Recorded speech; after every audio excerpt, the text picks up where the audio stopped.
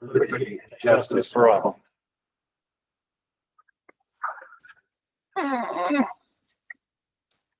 We have no public input, non-public tonight, so we can skip over that. Public, anybody for public input? All right, I will hold it open for 30 minutes, and if somebody comes within the next 30 minutes, we'll allow them to speak at that time. Next up, recognition. Steve, you able to do the honor? I can. I Thank just you. need 1 minute. It's, Have it and print it later. I can do that. That'd be fast. Thank you. And I apologize for the frog that's living in my throat at the moment. This is the 24-25 Raymond High School first quarter's principal list, which means they received all A's in the first quarter. For grade 9, Destiny Bergeron, Corey Cotter, Avery Dean, Isabella Gott, Sophia Hughes, Olivia La Rochelle, and Leah Unger. For grade 10, Andrea Alvino, Nicola Amovic, I apologize, I always get that name wrong, Eleanor Brewitt, Maddie Callahan, Madison Dupuis, Annalise Hetherington, Leanna Jean, Brooke Legere, Riley Lloyd, Magnus Lord, Alyssa Tilton, Jackson Waterhouse, and Logan Woods. In grade 11, Jordan Diaz, Lucille Donahue, Abigail Gilbert, Gianna Gott, Trevor Goulet Jr., Claire Michalik, Theodore Pekalski, Amber Seraphonian, and Christopher So. In grade 12, Hayden Calvani, Aiden Howard, Alexander Lamoth, Ethan McKay, Molly McDonough, Juliana Rodriguez, Tucker Sofa, and Abigail Yokel. Congratulations. Congratulations to all of them. That's a nice long list. I love it.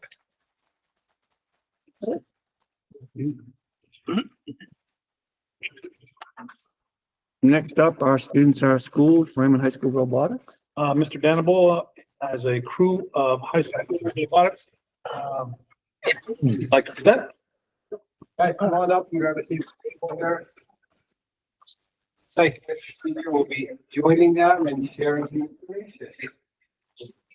Get off.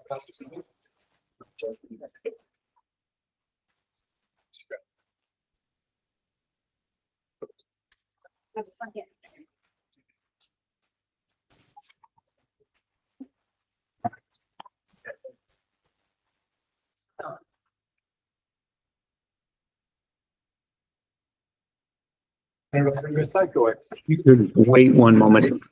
Just for housekeeping, if any of the parents want to get pictures of their kids while they're up there, they can certainly come to either side of us here and here. And if you wish to do that, go ahead. Sorry, go ahead.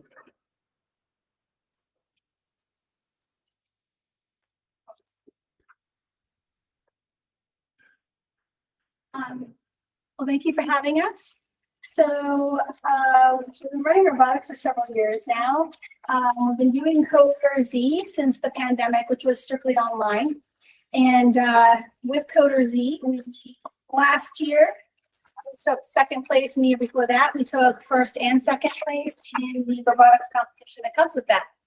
However, while I enjoyed Coder Z, and I still enjoy it, and it still has a place in our curriculum, I really wanted some actual robots. We were using Mindstorms, but like things Lego, they decided that for some reason they would retire the thing that they considered great education. So we were left without a physical robot. So these are the new robots you guys approved for me last year. Thank you so much. The kids are enjoying them. This is Loco Extreme. So this year you have several students, 3 students who are using the Coder Z curriculum and 2 students who are using the Loco Extreme. So yes, I am running both curriculums concurrently in the robotics class in order to best meet the diverse need of our learners. They come with all experiences and all backgrounds. I have students who get put into the course who didn't necessarily choose to be there. Their tech level is often significantly different from the kids who are choosing to be there, or who may want to go into some form of computer science later on. So maintaining and having both of those curriculums is, I feel, critical to being able to meet all the needs of the kids that I see there. Hopefully, after this presentation, people agree with me, as I have asked to continue with both of those curriculums moving forward. So I will turn it over to my students. Cameron? Oh, I just totally called her sister, Marissa. You want to start? Yes. Good evening. I'm Marissa McGlynn. I'm a sophomore in high school, and I originally didn't choose to take this class; it just fit in my schedule, and I needed credit. But through my time taking it, I really enjoyed it, and I've learned how to problem solve. I really expanded my creativity, and I really learned how to team build, which these skills are going to help me way beyond the classroom. So Ms. Weichwitz has been a very supportive teacher and trying to teach me and guide me along these skills. I think I've improved very great to me. While being in Ms. Weichwitz's class, being able to use both the Loco Extreme and the Coder Z programs made me realize it's very important for my robotics class to have an alternative option. Because although they have similar difficulty levels, I found Coder Z to be more engaging for me, and I found there was more satisfaction than with them. So Coder Z you still have to manually put in. So each of these blocks I manually put in. And this takes a lot of trial and error, but I'm going to play this code, and it should be the snake.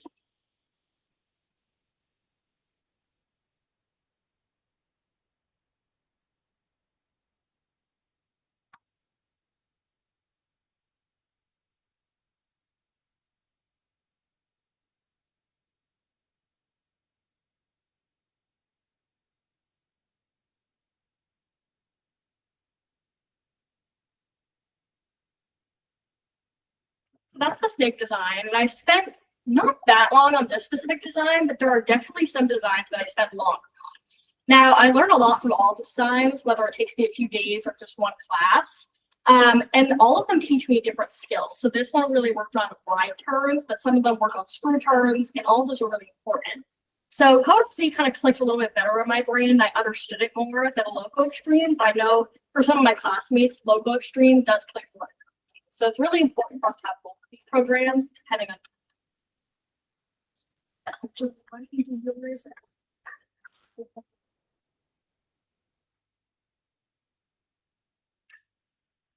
you want to show your code just so they can kind of see what's different if you want to plug in?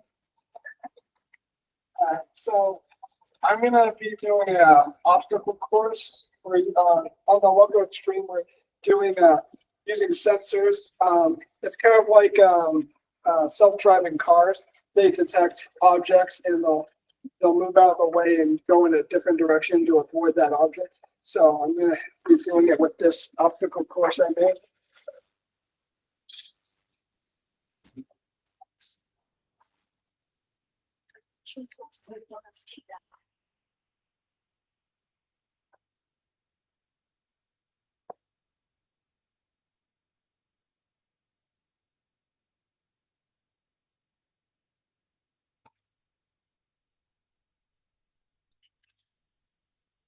I'm Jordan just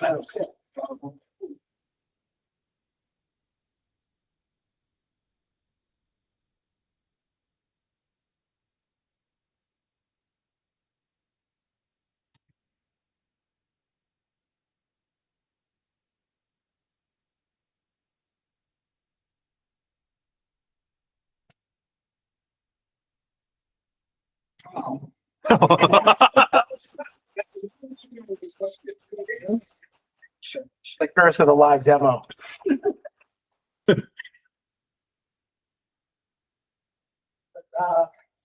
Yeah, when I touched it, it dodged it perfect. This program kind of helped me though, because I learned to adapt and adjust to like problems such as this, because I actually learned that using different materials like notebooks or thinner objects, it detects it less, or depending on the angle, it'll detect the object not as accurately, so it will bump into that object more than once, which just happened. But have I do have another shell. This one, I learned how to take a song. I'm doing the Star Wars theme song. If when I play it, will play the note. Show you it now.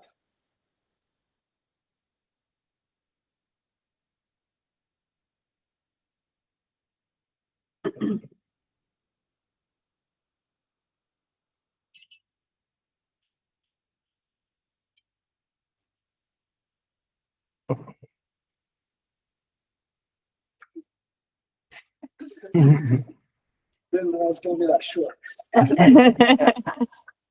But yeah, that's what I've been working on for this local extreme. Been working on like while loops and so they do a lot of similar concepts between the two programs, just in a different way. This takes more troubleshooting and a lot more patience than the Coder Z. Both meet the competencies, but again, just in a different way. All right, so I won't make no. You don't like that, Jean. Okay, I got it.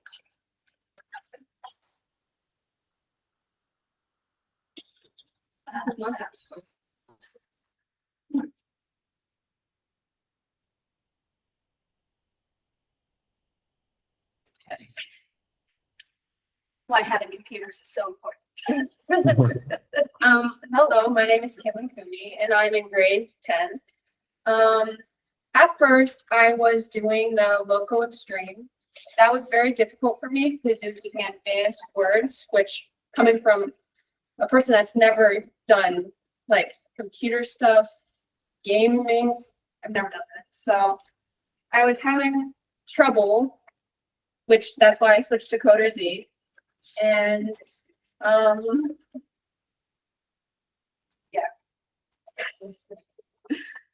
this is the star I was working on.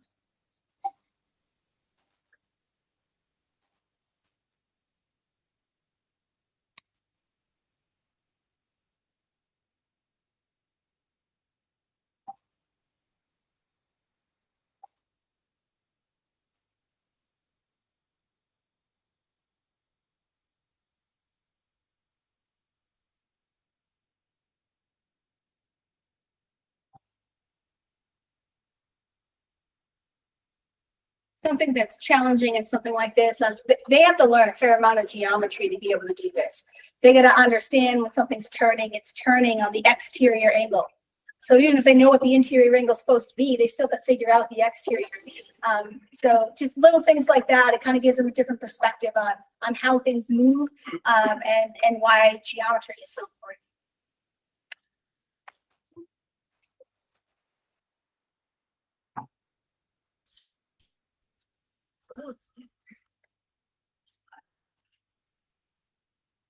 Hello, my name is Michael Giancello, and robotics means to me that just finding a code that is right for your robot and importing it and making your robot do commands that you tell it to do.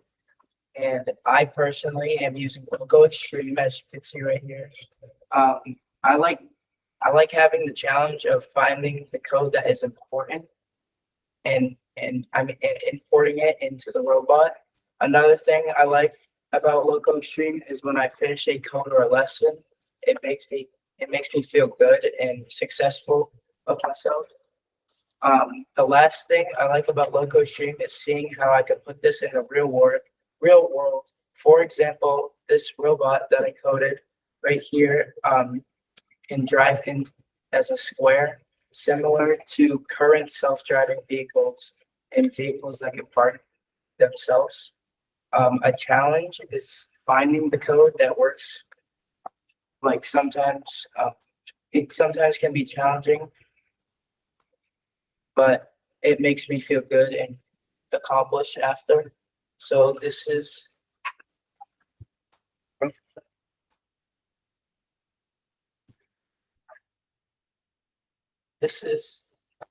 will go into a square and then play a little note at the end.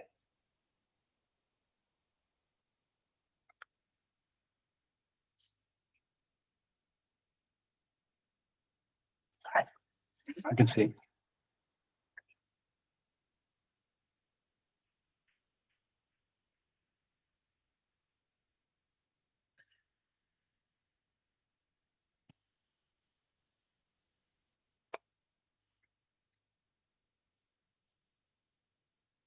Now, when you first started this lesson, how long did it, how many class periods did that probably take? Probably. Probably 3, and that's our block. Okay, it would have been 2 in our regular block, but we're down to 70 minutes. It takes a lot of troubleshooting, something as simple as that. And just the number of lines of code, like all of a sudden they start gaining more of an appreciation for these things that happen automatically. So that's a lot of fun to see that realization and the appreciation that they start having for the things that they use or see on a daily basis. That's always really fun. All right, any closing thoughts? I really enjoyed this class. I think this class is especially really important for students to take because not only do you need a credit, you don't specifically have to take robotics. It can be really useful, and I know a lot of kids who weren't really thinking about majoring in something like this in college, and they've kind of grown an interest towards it because they were exposed to it so early. So I know a lot of kids didn't know they were so interested in it, but I know a lot of kids will. Yeah, I really like this class too, because at first I thought this class was not gonna be that good for me because I'm a very slow learner, or I really like trying to find the answer, even though it's like not important. But I try to really find how to work and adjust this robot whenever a problem occurs. And when I first saw the code to this program, I was like, good God, that's a lot of words. But using the videos and the work and student guides that this program comes with really helped me understand how to use different terms and phrases to make the robot understand and like collect data and do whatever I want it to do.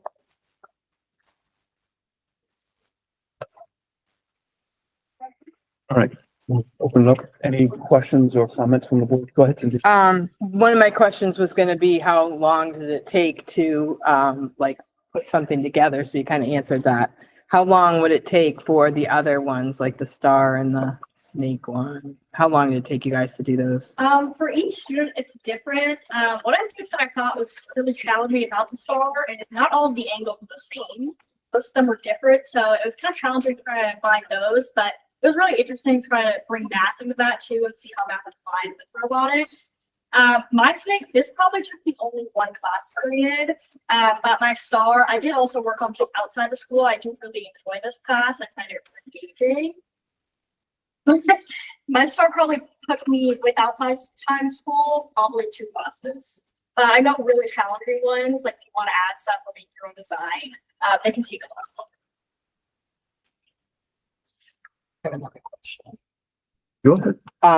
So can anyone do this, or do you have to have a certain, like, I- baseline? Specifically design all my courses so that any kid can take any course of mine and earn the credit.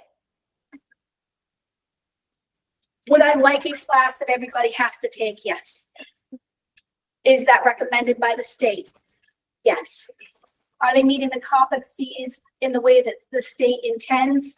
No. They meet the competencies, but not based on what the state actually wants. The state recommends the program. I teach AP computer science principles and computer science principles concurrently because the regular kids do all the same things the AP, the only difference is a test. That's the recommended course that the state wants every high school kid to take. You need 2 of me to do it. So if I were to mandate that one course, which I would like to do, it means that we lose all of this. We lose the CAD, we lose the robotics, we lose the programming. Because that is a 1-year course. So do we need to move in that direction? Yes. Do I understand it costs more money? Yes. But it would be in the best interest of the students. So right now, we lose time out of robotics because I have to add in content in order to meet the standards. So we lose about a month and a half of robotics time, programming time, CAD time. Every one of my courses loses about a month and a half so I can meet the competencies that those curriculums don't meet independently. They only meet the programming and the data portion of the competencies. So, you know, this is a course where like we won't finish either of these curriculums. There's not enough time because it's only a half a year. So that's why maintaining 30 computers in my case, of which there's only 25 right now, is important, because for kids who want to extend, I can lend them a computer and they can do the ELO. So when I have only the number of computers in my class for the total number of kids I'm allowed to have, I now can't offer ELOs because they don't have access to the resources on a school device, right? So, you know, as we make these budgetary decisions, like it does affect how these things play out. So, you know, that's kind of the short of like where the program is and how I would like to see it grow, right? We really should have 2 people so that we can meet the full credit and have our electives based on the current state computer science competencies that were put into place in 2017. You all set, Cindy? Just what you wanted to hear, right? That's not really what I expected, but I understand. Yeah. You know, we do the best that we can with Mhm. with what we have. And, you know, like with the newest curriculum, I don't know how far we're going to get. Some kids might get further than others. And I just got to kind of go with the flow, because this is like the guinea pig, because it's the first time I'm teaching the content. Are there things that I'll change as I go into the next time I teach it? Absolutely. I'll make little tweaks and things like that, and maybe we can get a little further. But, you know, just seeing where they're going to struggle and things like that. And the new, I already know where they're kind of going to struggle in Code Z, because we'll be using that one for several years now. But this has been amazing. I mean, watching these kids, like, you should hear the yes, you know, when they finally get it, because it is days. And I think that's the hardest thing about some courses like mine is this is not 30 seconds and you have your answer. All right. And that troubleshooting process, that iteration, those small changes over time to make it better and better, it takes time. So, you know, we kind of have that time to play. Yeah, I did want to just make Go a ahead. comment. I did notice how proud you were of your students, and that makes me glad, you know, and it is an impressive presentation. So thank you. I just wanted to add one quick thing, like she was talking about the data and stuff. They have tools where they can monitor in real time the speed, the angles that they're going in. They can pre-plan by using measuring tools and trying to find angles between things, and they can measure distances and stuff. So, you know, it's interesting, not that I made a good angle there, but, you know, it's just interesting to watch them as they start to play with some of those tools to make those adjustments. With the Loco Extreme, they don't have those tools right on their desktop like this. There's no virtual part of it, right? So they gotta do it and then watch it and then make those manual adjustments. So it's just really interesting. I was finding myself at the beginning with the curriculum a little nervous, because I did have about 5 students who weren't thriving. And that always bothers me as a teacher. And I knew it wasn't anything I was doing. It was just the way the curriculum was designed. So luckily, we still had the approval for Code Z. So being able to make that switch and just integrate it into the class totally changed the dynamic of the class. And it took kids who were maybe not involved or not working, and all of a sudden they're trying. So that was really exciting. Tony and then Joe and then Steve. All right, so how many of these little robots do you have? 15.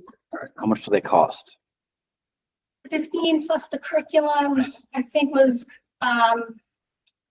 just under 9,000. But this program does not require a reoccurring subscription, which is one of the reasons why I chose it, unlike some of the other robots out there.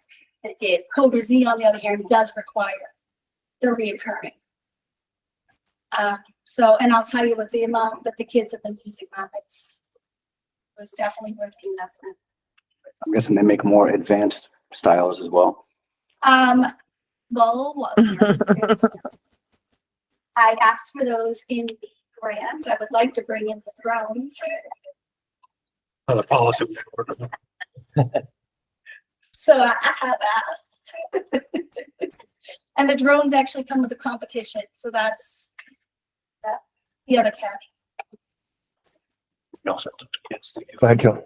When are we going to see the Raymond Ram battle bot? Those are like 50 I'll tell you, I would need a lot more training for the battle box. and money. Those require electrical knowledge. It requires, kind of, not so much manufacturing, but, construction knowledge. And, you know, we have very limited time and I'm already pretty spread out with all the curricular that I run now. So, and that is not necessarily my strength. So while I would love to see it, I'm not battling these guys. They're too expensive. So, and it requires a fairly significant investment on the part of the district to run something like that. You're probably looking at $10,000 to $15,000 a year. I know Salem has one and they get investors actually to sit there and Oh, sponsor there you the go. bots and Yes. stuff like that. So Gotta slap a logo on the Initial side. investment, and then too, and not that I wouldn't think there'd be a need, I suspect we have a group of kids who would be very interested in that. But you really need at least 2 teachers to kind of head that up.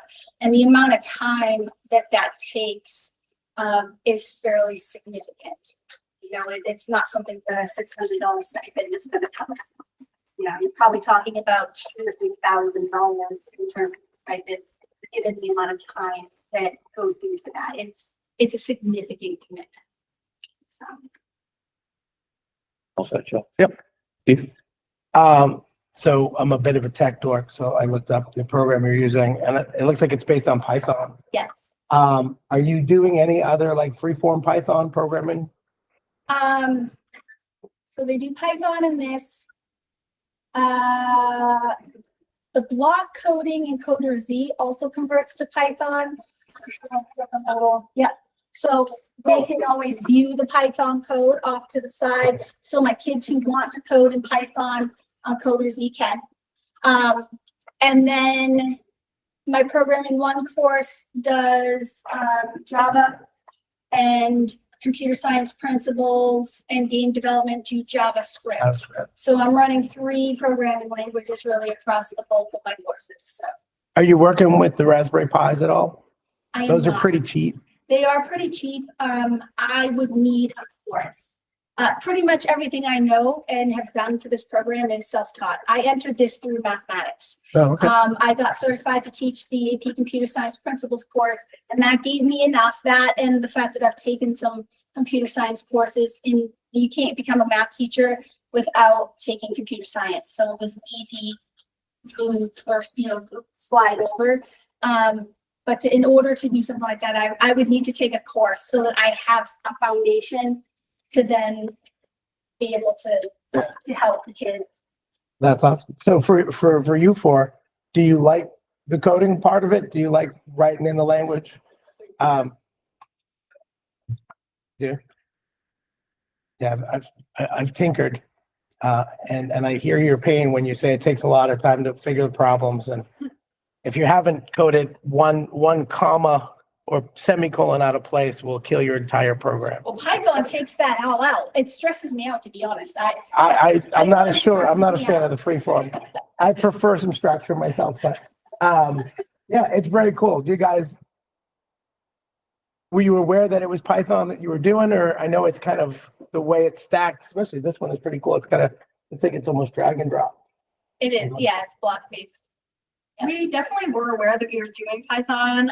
We all started on the actual Logo Extreme site. So every unit, some kids like to make a new complete just blank slate so they can start over. And it does give you the Logo Extreme, the Python options, and then we have specific things to name it. So I also do like to occasionally, once I'm finished, or maybe halfway through my actual code on Python, just to kind of see how it would transfer over to the other program if I ever had to use the other program. So That's cool. Yeah, I do like, every new program you, create gives you all the basic stuff at the top, like all the, I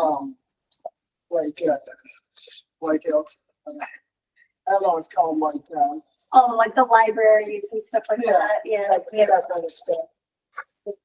Kind of give you a template to start with. Yeah, so if you want to play the tools, they have to put in a little line that says, hey, bring in the notes, and now they can call the notes as they need them.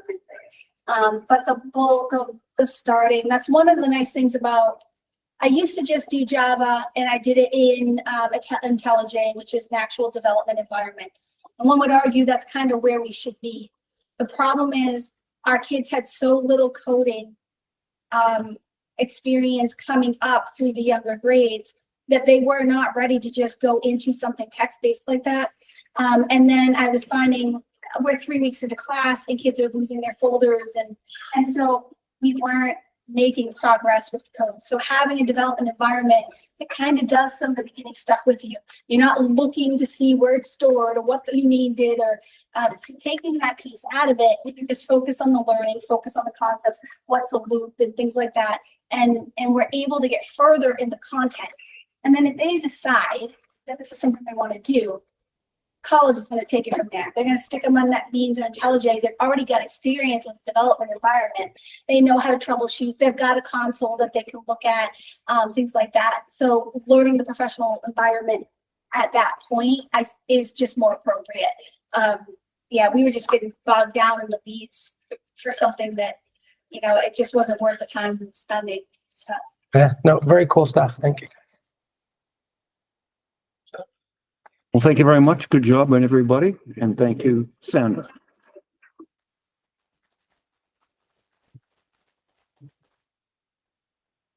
Next up is monthly financial update. Marjorie. Mr. Harmon, I did have something for public input, but I was troubleshooting. Oh, go ahead. Yeah, come on. Absolutely. I promise. Sorry. I had written something, but then unfortunately they violated my eyeballs. I can't read anything right now. If you could just restate your name for the So Sandra Swikewith, 16 Darren Drive.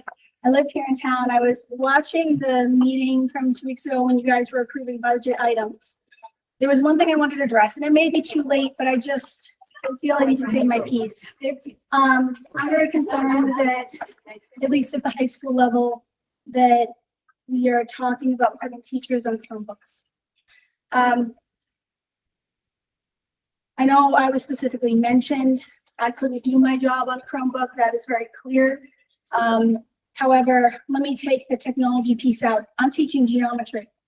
So based on what was said, theoretically, just because I'm teaching geometry, I should be able to use a Chromebook. I can tell you beyond a shadow of a doubt, even if I wasn't teaching technology courses, I would not be able to function without an actual laptop. Too many of our resources require kind of this bouncing back and forth. So for example, I could certainly build a test in Google Docs. The problem is specifically with geometry, calculus, pre-calc, the equation editor in Google Docs and Google Slides is not as robust as the equation editor in Microsoft Word. Further, I piloted Office 365. I spent less than a week on it and said I'll never use it because it's like using Office back in 1990 when I first got my very first computer. It's virtually useless. And there are times if I upload one of my newer things using my desktop Word or my desktop Excel program, and I try to put it into 365, it doesn't always convert nicely, messes up my formulas, moves my tables around. If I put it into Google Docs, same thing, Google Slides. It's not always a nice transfer. So many of the resources that I've spent the last 23 years of my career making and creating, things that are good year to year because they've been honed, right? They don't always transfer when I go from Microsoft to Google. Several of the resources that we're currently using in our curriculum have editable versions, but those editable versions are made on either PowerPoint or Microsoft Office. So, Microsoft Word. So I'll give you a perfect example. I moved one of my editable tests onto Slides thinking, all right, I'll edit it and switch it over to Google. All of my geometric notation went away. I can't write line AB with the line over, okay, in Google Docs. The only way to do it is to put it in a drawing and try to get that drawing small enough and then try to line it up. If I make it on Microsoft Word or on PowerPoint, I can now write my equation nice and pretty. This is important for our math and this is important for our sciences.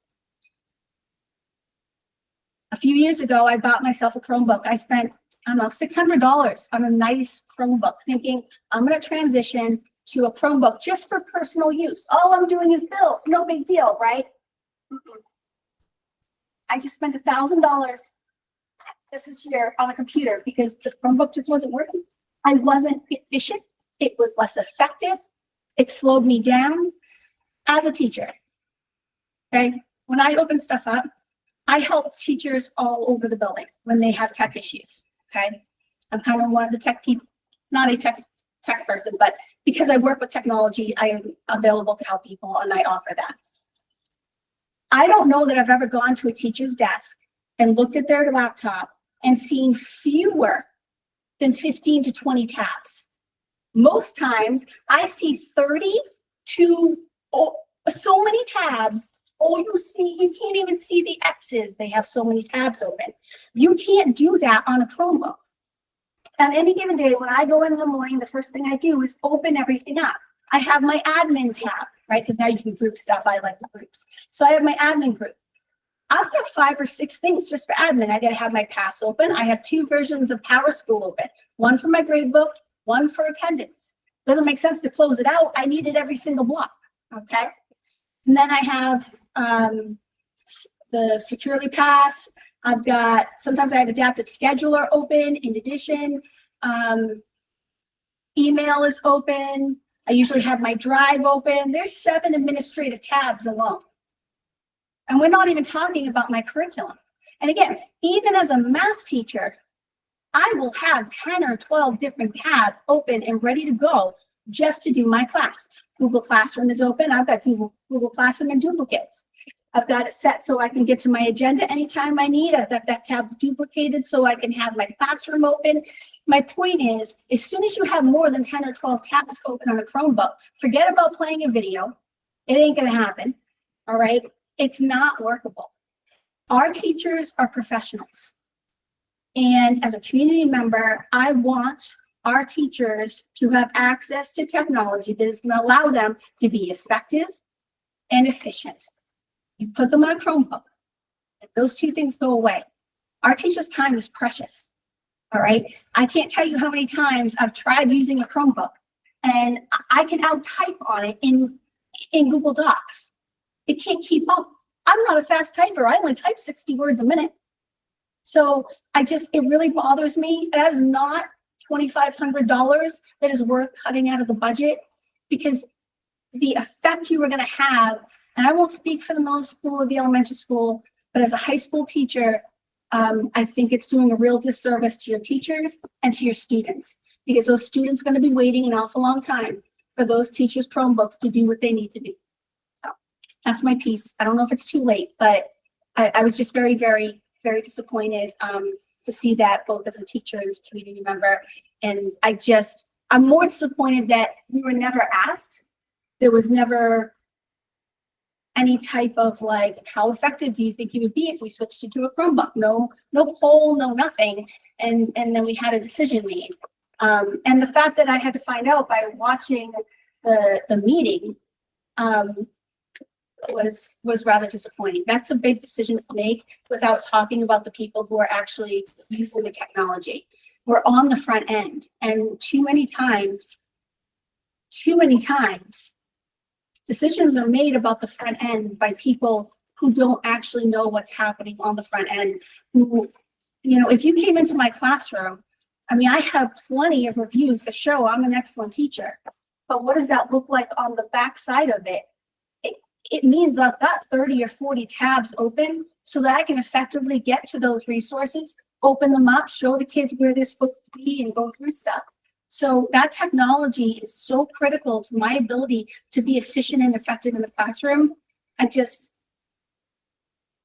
tell you right now, if I was one of those teachers, you handed a Chromebook, you're going to be getting a ticket every single class. Too slow, couldn't open this, waiting, buffering, couldn't watch the video and have my other tabs open.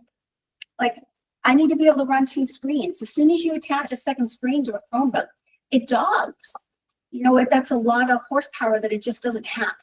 And even with our students, we're still doing a disservice to our students by not putting them on on a laptop. I understand the expense, but the biggest complaint our community members have when our kids leave is they don't know how to use a computer.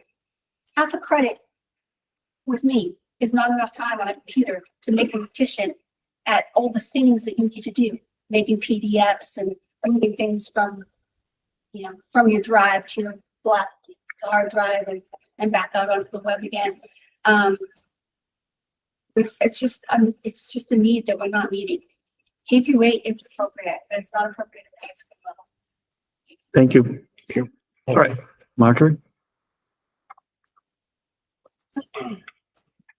The financials that you have tonight are through October 31st. So we're about 2 months into the year. So as I was wrapping up the financials, that is when the revenue rate was being set. So this document still does not have the budget for the revenues in there. I didn't want to hold up the financial process and leave room for any errors if I was rushing to get those in here. So right now, as you can see, so far today, we've received $9,294,000 for the general fund. And $551,000 for the federal funds. Questions on the rest of the page? Your next page is the object code. I gotta get rid of that title. It says without further encumbrance. So right now we are still showing about $1.1 million left remaining. 658,000 of that is due to salaries and benefits. 288,000 is due to professional services for students and $81,000 for student transportation.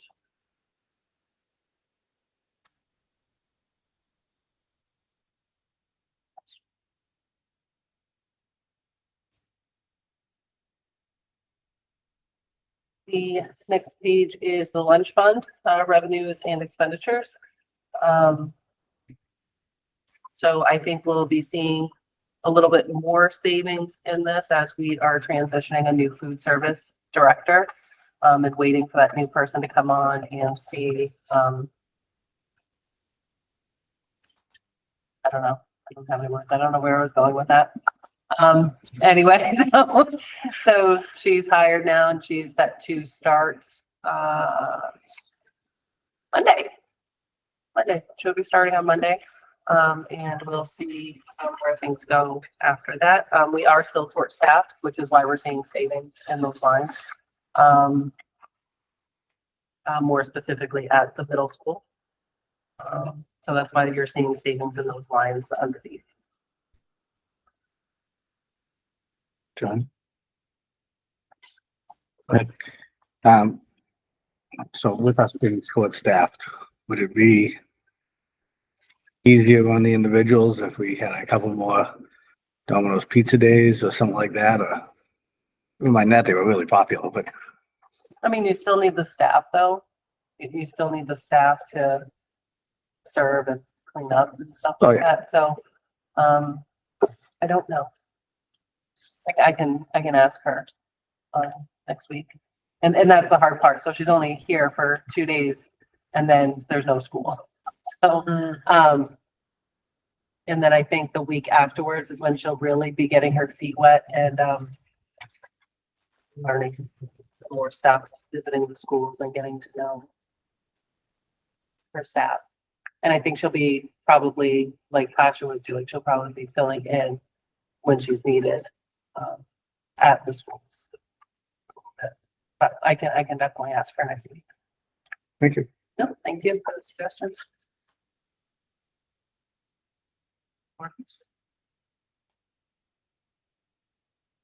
John, you're scaring me. You're a little quiet today. I'm getting a little nervous. And then the next page is the ESSER 3 funds. As you can see, we spent what the state fully gave us, or the feds gave us, of $1.7 million, almost 1.8. And I just wrote a note for myself on this page to see if we can, now that this grant is fully spent, if we can remove this report from future financial reports? Or do you want to leave it there? We're not gonna have any use for it, right? No. I'm okay. I don't know what the rest of the Okay. board thinks. I just didn't want to eliminate it and have somebody expecting it or maybe have a question next month. And then after that, you have the detail of expenditures by object.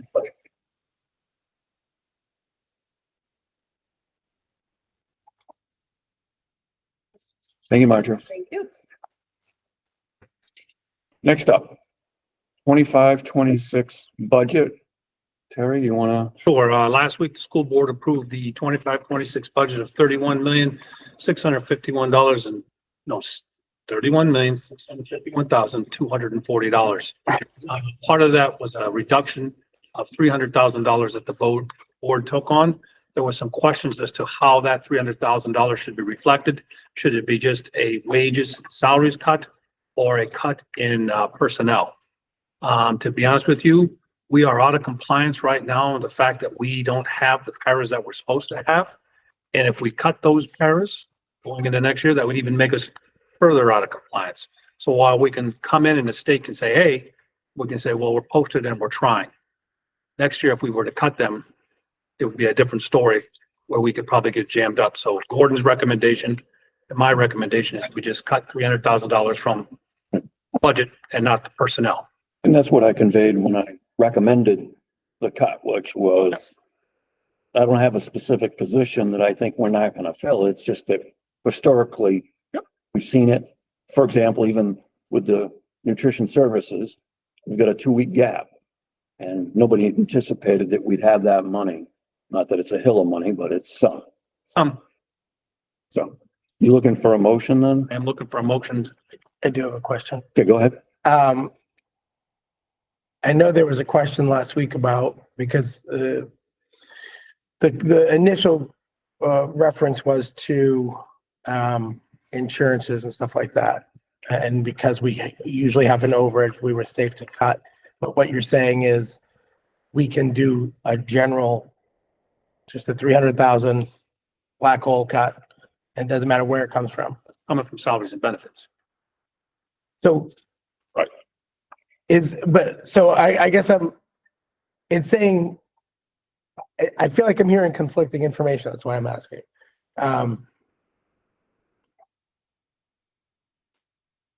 It sounds like the attorney's saying we shouldn't be saying it's coming from salaries and benefits, but it's going to come from salaries and benefits. Attorney's saying it's not positions. Yeah, so for You example, have an overage every year of like, let's Okay, just, so we just can't say it's specific. We can't say it's these 5 people or these 4 jobs. Right. We can say we're going to try to cut 300 out of the total with the assumption. done in yes, every year I've been here, that's what we've done. It just, the question was brought up about the default. last week about the default and positions and salary. Okay. And that, how does that affect next year? If we cut 300,000 from salaries and benefits, we still going to be able to hire everybody? That 300,000 has been cut. It's just how are we labeling it? You know what I'm saying? You guys have already voted on that. Yeah. I just want to, well, I think the way the motion was worded was as long as it doesn't affect our defaults. Well, Right? There was sort of a contingency built into the approval, which is why I'm asking. I don't think that was part of the motion. That was part of Joe's concern. But my understanding is the way Gordon has answered this is that he's saying we can do this if we specify that it's not specific positions, like the basket weaving teacher, we're not going to get rid of, heaven forbid. So we're compliant with that, Correct, as we've done, as you said, for a number of times over the years. correct.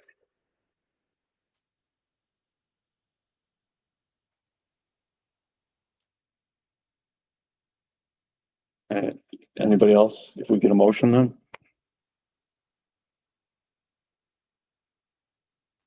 I don't know. Do you? I can't, I'm I sorry. guess I'll make a motion to cut the $300,000 off of salaries and benefits only. In salary and benefits, yeah. And it's not a specific position. Correct. Does that work for you? That works for me. I don't want to No, that's put words into your motion without you were okay with it. You need to say it. What? It was a little, it was a little weird. He said it was okay. I said I was okay with it. Can we clarify then? Wait a minute, get a second. Get a second. Well, I don't know what the motion is Second. yet. I was, That's yeah, I fine. was kind of waiting for him to clarify, but So I don't know what we're seconding. Well, Cindy seconded it, so now we can clarify for you. The motion was to authorize $300,000 in salary and benefits cuts not tied to specific positions.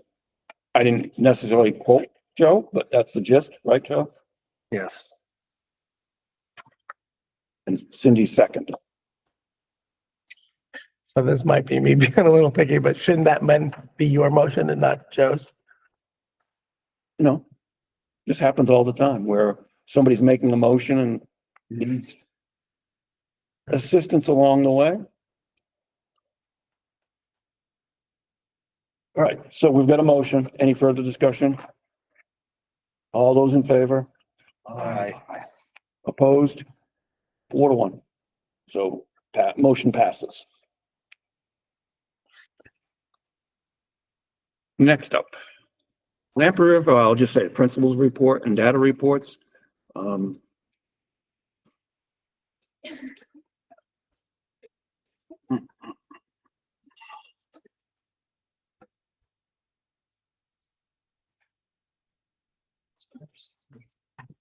you're ready, Pete, why don't you start?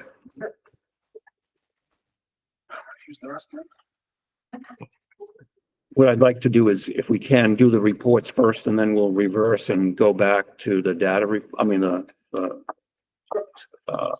academic data.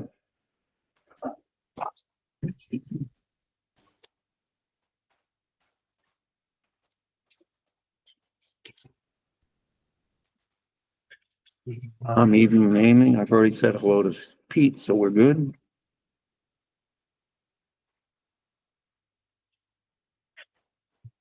Right. Well, good evening. Thank you. This is our high school quarter one summary, if you will.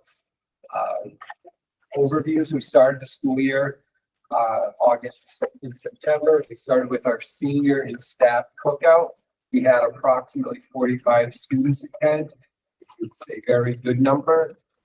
Considering we ballpark have about 60 students in the senior class, so overwhelming majority of them showed up to attend this event. Feedback on it was positive again, having the staff and students engaged and having lunch together, kind of kicking off the year. Did have our homecoming weekend. That was mid-September. We had a home event for all of our athletic teams this year, which was exciting for the first time. Did very well. Parade in the morning, followed by a dance that evening. Open house on September 19th. Hard to gauge on the total numbers since that's not a official sign-in or check-in. But I will say that the numbers did appear fairly low for that, for the open house. Besides the low numbers, the positive, we received a lot of positive feedback from those who did attend, being able to kind of just, wheel about, talk with the teachers, kind of take the building in at their return. October, a pretty straightforward month for us. PSATs for our juniors. We had Red Ribbon Week, which had each day had a different theme for dress-up days. The RCFY had a whole bunch of information on what prevention looks like and about the influence. The Raymond Police Department were present. They had the driving impaired goggles that they were putting kids through sobriety field tests to see what that would feel like by wearing these goggles. We also had a door decorating competition or about the influence. We have UNH STEM mobile here on campus for a day. Students participated in a number of activities. One of them was bio bubbles, where they used chemicals to make hydrogen gels, which mock the inside of cells. So that kind of that gel-like material that they use that and create from that. Senior college night was October 30th. We did have 10 families attend that event.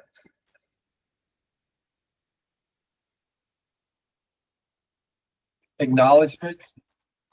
First and foremost would be our staff as a whole. They've just done a tremendous job with the start of the school year. There's been a lot of changes this year from majority of them changed classrooms. We kind of reconfigured the building, and so they've done a tremendous job. Our new staff have very easily adapted and jumped right in, are doing a tremendous job for us. So we're very proud of the strides that our new staff have made in mingling with the veterans here.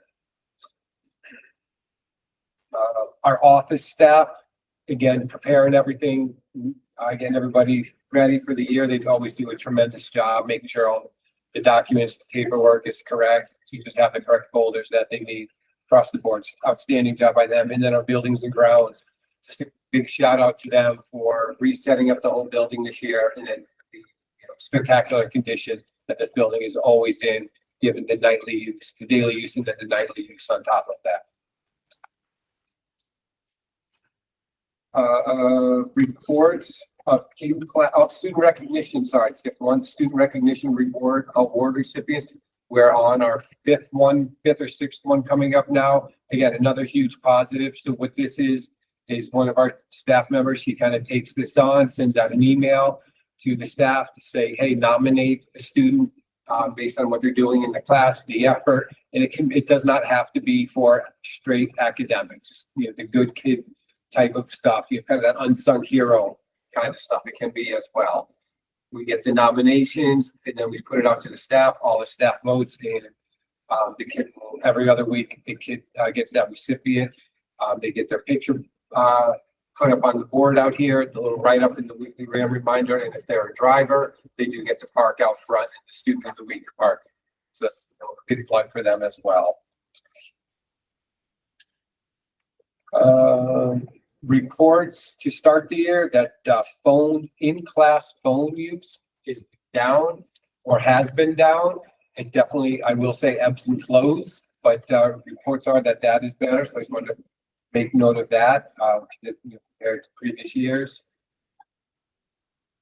Lynn Lyons, we had her in here, speaking with the staff, and then we did that open night for the families and communities, and the feedback from that was very positive as well. So I just want a big plug for that.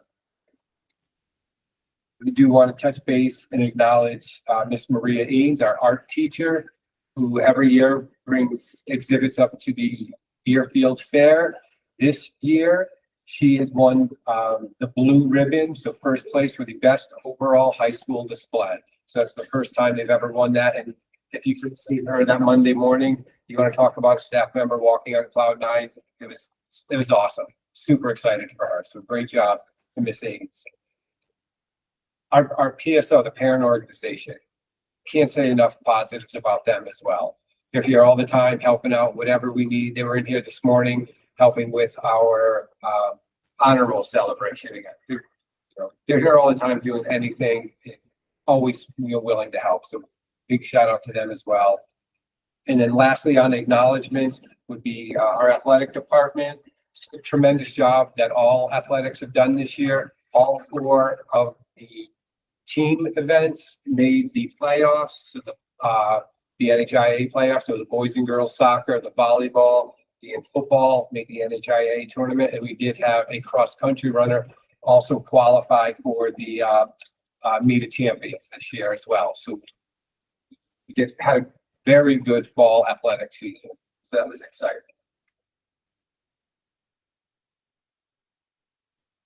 Hit a quick little update on the academic probation program. This is that some students who are involved in a co-curricular activity, if at progress report time, they are failing any class, so just one up to however many they're taking, they're required to go after school for extra help. Just kind of revamp that, got that going this year. These are the numbers that we started with and how it all turned out. So we ran it for 2 weeks. We had a total of 39 co-curricular students that were failing one or more classes. 2 of them in this period of time had dropped out of their sport and or club. 27 of them improved their grades to a passing. So that was outstanding. And only 10 did not during that time period. So that was very good. We start the first week, we had 3 teachers per session after school working with them. And then as numbers dwindled, so the second week we had 2 teachers per session working with the students as well from a variety of different disciplines. If you needed social studies help, unfortunately, maybe there wasn't a social studies teacher at that time. There's a math teacher and a science teacher there at that particular time. So we couldn't meet all the nuances of everything, but it's definitely come a long way and definitely helped. And we did have 1 teacher from each department there at different times, including some special ed services as well as needed. Challenges. I would be remiss if I didn't say this, so we'll, hit the elephant in the room. We had a rough start of the year with student behaviors and rumors. Knock on wood, after the first couple of weeks, things definitely seemed to have calmed down a little bit. Where the kids are reporting a lot more, sharing more information. I think we built a lot more trust with, especially the underclassmen, as far as they know they can come to us and we're going to address something to the best of our abilities in a timely and appropriate manner.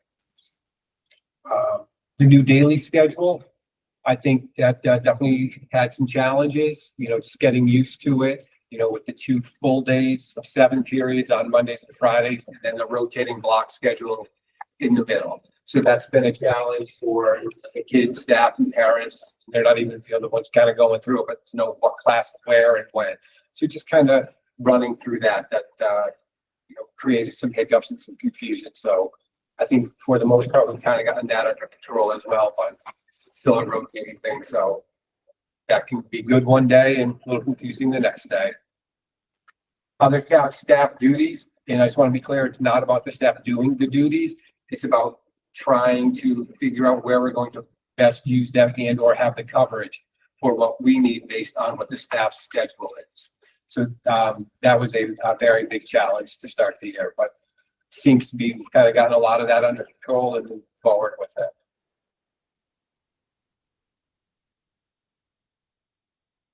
John, I'm sorry, do you want to keep it with the discipline data or? Yeah, go ahead. Okay. Yeah, absolutely. Thank The you. academic stuff. Yep. All right, so here we go with our discipline data from the first quarter. And looking at comparative numbers here from the bottom, if you will, there. So quarter 1 from this year to last year, our numbers are definitely up, which is obvious to see. However, in looking at the numbers, doing a deeper dive into these, one particular class is a little bit higher than we expected, while all the other classes are actually lower. When I went back and compared last year's quarter 1 data.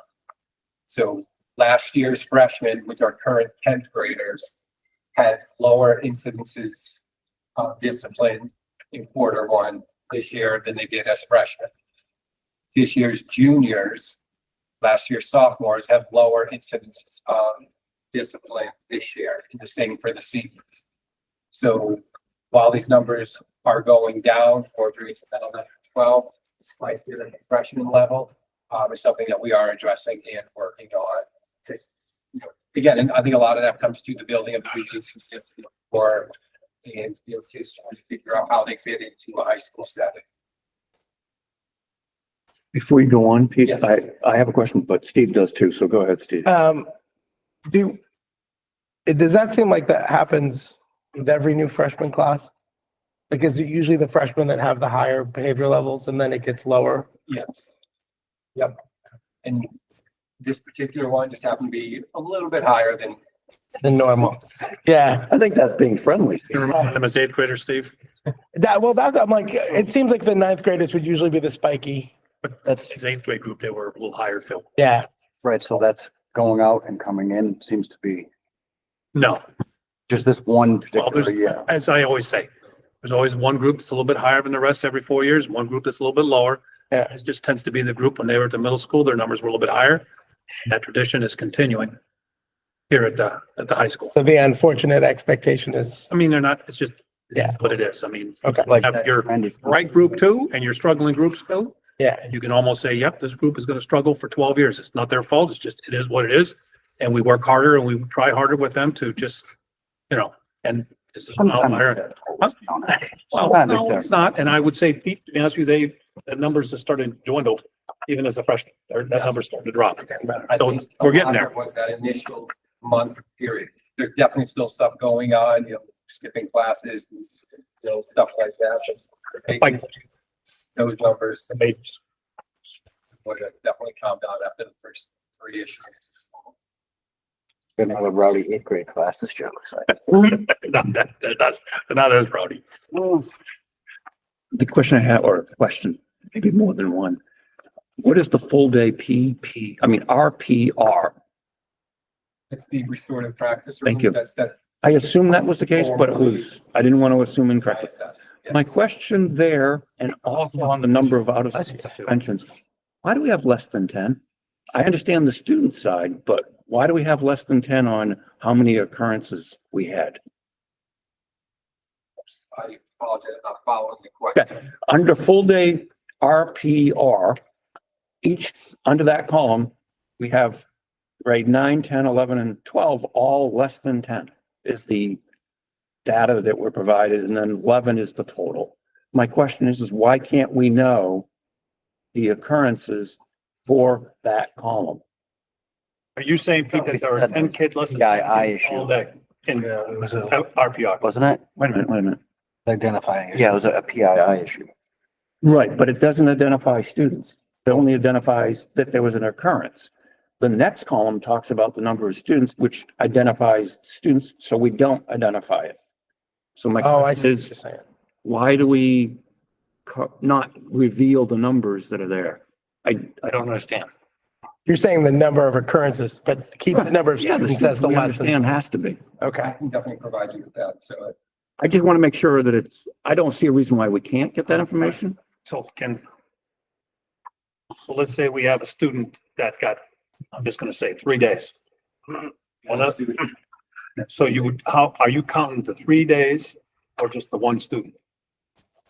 in this, it is the number of one student for the number of incidences that happen.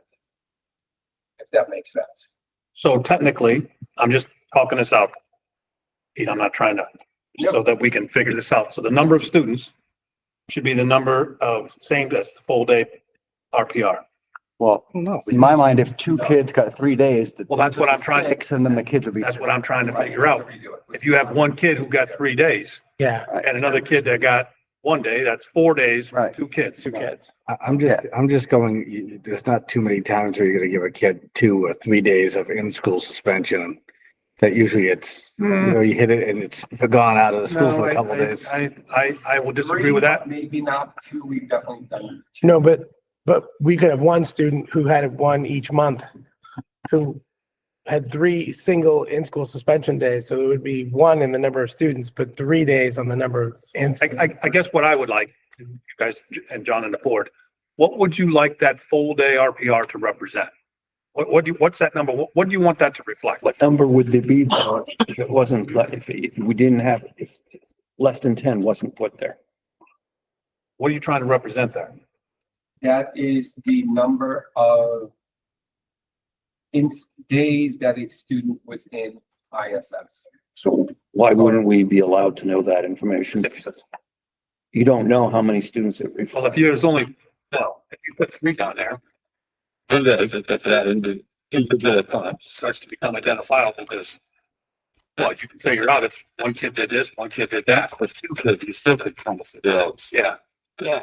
I mean, it's hard if you can. But we put 11, so I can figure it out. Well, that's the state rule. That's just the rule that we go by. That's the state rule. That's what I'm asking. If you can do it, we should be doing it. The state is saying no, and I just got to know that legislative action. That's not a rule to do that. I asked our lawyer about this last year.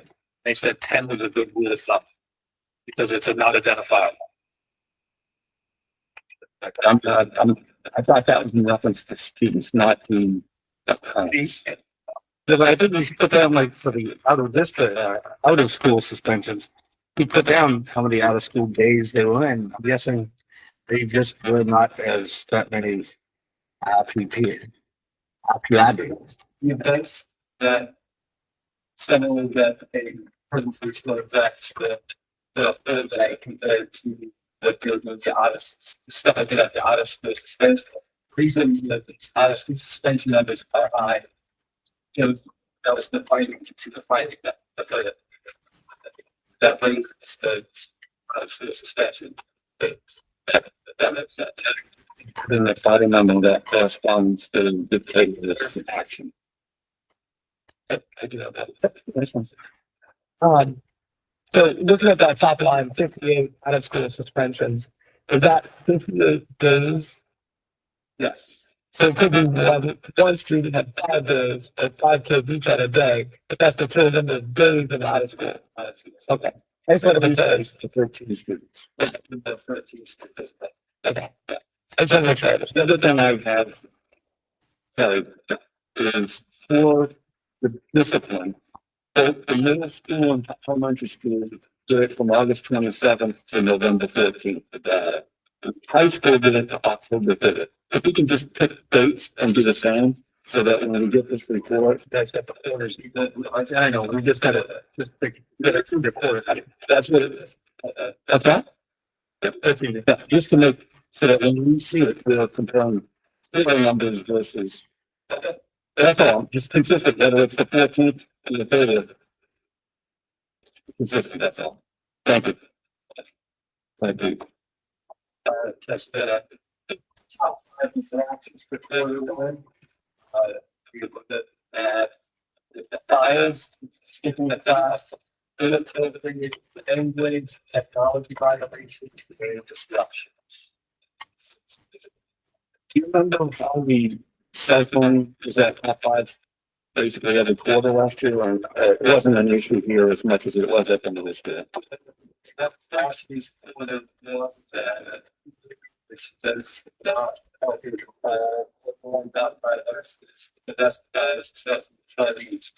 it wasn't cell phones, it's an issue. Yeah, it was somewhat of a bigger issue, or much more of an issue that the middle school, because the high school has one this. Yes. And the reason that it's here now, because it's that teaches that the we get an increase in the numbers for the phone technology violations. That's them to be done. As it wasn't top 5.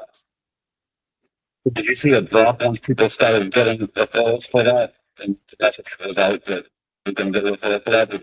People are starting to decline, you think? Yes, we have to get the best referrals actually for the best. What's happening from them? It turns into the fires, which I got my phone out once, that's good. Second time, $35 sends it to you have it up now. You don't even listen to that stuff, so that just escalates to the defiance part of it. So it's really some of it is related to self. It's just a matter of. Yeah, absolutely. Yeah, I understand that. At some point, you gotta say define. You can't be defining anymore. Correct. Saying, yeah, that's, this one is kind of the exact same, because this is just that you have the date total. Then the name for quarter 2, but it's not the difference of the just the combination. It's not that you see, it's not that reference. Thank you. Report. This is that, reporting this year. So we've had total reports this year. I'm sorry, 4 billion reports this year. 3 of them reported in office, then reported online. 5 of them were investigated. 3 were substantiated.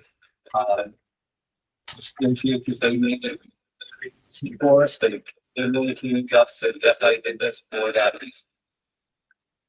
And that's it was clear, like we had no question about it based on the information received from both parties on that.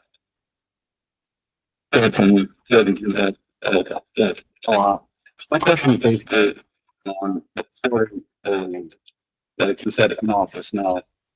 Is there something that somebody has to do to make it an official, or like, fill out a form, or can I just come to you and say, this person's bullying me? And that, is that an official bullying report? Yes, so what happens is you come to the office, you represent us, and say, this is happening. You have to fill out a statement based on the information given. All the other people down, kind of go through that process of asking the questions. Then, the like is heading down that path on the type of situation we do submit the statement, which information goes out to the families, we have the script that we have to follow, the 5 days, we have to just 10 days, we have to do this. So we've done that, those types of shit. I believe that form is available on the SAU website, and it's for people to access. The form to report, yes, the report, the actual bullying forms that we use, that those are the house that we submit that. Because we always have to. It's kind of like a checklist of them. Better these family and students. Yeah, but to report bullying, No, that form is right underneath family and students. you're right, I like that. Okay, student achievements. So we just had our breakfast reception this morning. I'm 140 kids, 139 students.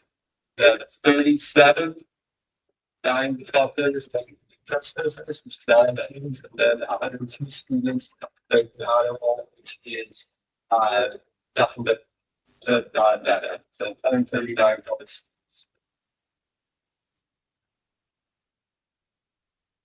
Upcoming for the two events. So somebody's already had this event, the list of 4 that you already here. So we did have the, our SST did have their open house. They had 5 redemption days in the school, there's 50 students participated, because that's some of the local colleges and universities and other agencies. And so we had 25 families attend.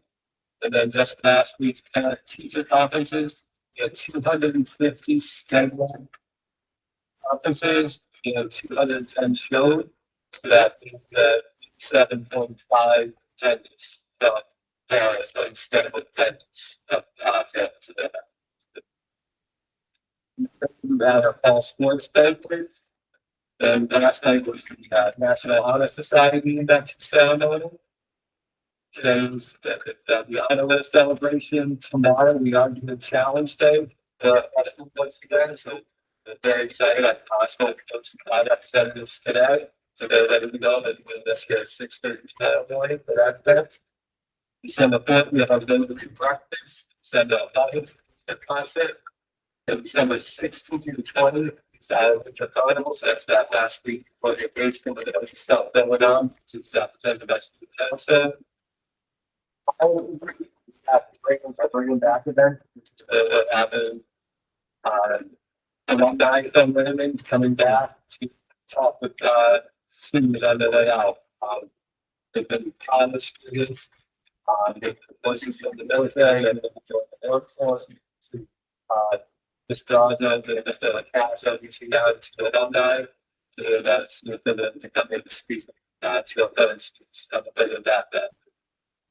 The two go closed January 16th, and midterms and the finals 21st through the 23rd.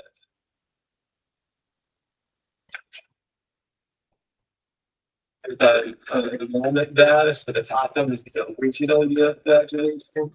The bottom one is their actual kind of where they are right now based on the quarter, so their actual graduation. Based on the number of credits, passing classes that they've done. So they're actually going to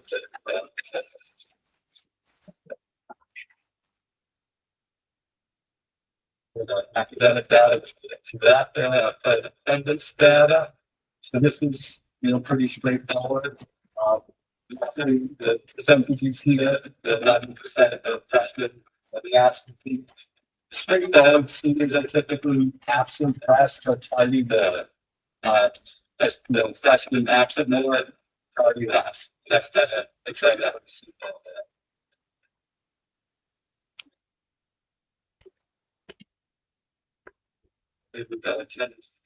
This was from Bass. So we're within the same It's still last year, so. Cars is transportation, spending, and the issues that offer transportation after school can be hit or miss, but we did only have 4 events that did not have after school transportation. So that generally the athletic, some events jobs, the fairly different companies, and it's like, and they're helping check that out to make sure all of our events have fun. And I was going, that's primary first, and then building out from there. That's really, obviously, primary, and those other ones are actually a bit more pricey. Don't you that access to it as possible, those two, that's that. Since question. But the town teacher conference, as you said, it was 87%. I'll say that actually attended it. I believe that's not, that's my math as well.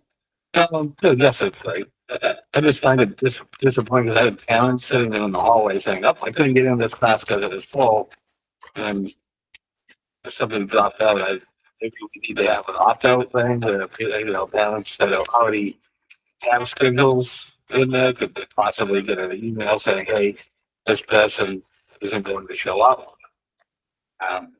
Maybe if something last minute, some parents can sit there and think, "Oh, I'm not going to be there. I have to stay late or whatever."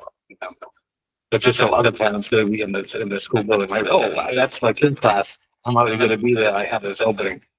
We click on it. But definitely the teacher being notified that they weren't, the parent wasn't on the show. That's the key part. That's If it's ahead of time, that's one thing. But if it's the time of the event, they're gonna wait and think maybe they're late. And so they can't really do anything about that. It's a call. emails at 5 maybe, that's But different between a no show and a cancel. A no show, yeah. no ability, no visibility. And so if you have the winning enough, you might be able to open it back up, or down and say, hey, you gotta. First one, but That's that. that makes sense. It's a way we could put it on, like, because it's all done through Google. It's done through, our school. Parent Square. So it'll be on the teacher. Put it up on Parents List for those, yes. So there's a way for like, for the parent, is there something that we can do on Parents Square, like, the parent can go back in there and sit there, even if it's last minute, I'm not gonna be there. That way other parents get a notification saying, this opened up. I don't know if there's a way to do that or not, so. That's a Matt question, right? I'd have to sit with that and ask him about that stuff. Like, can you reach out to Matt? That would impact other buildings potentially too.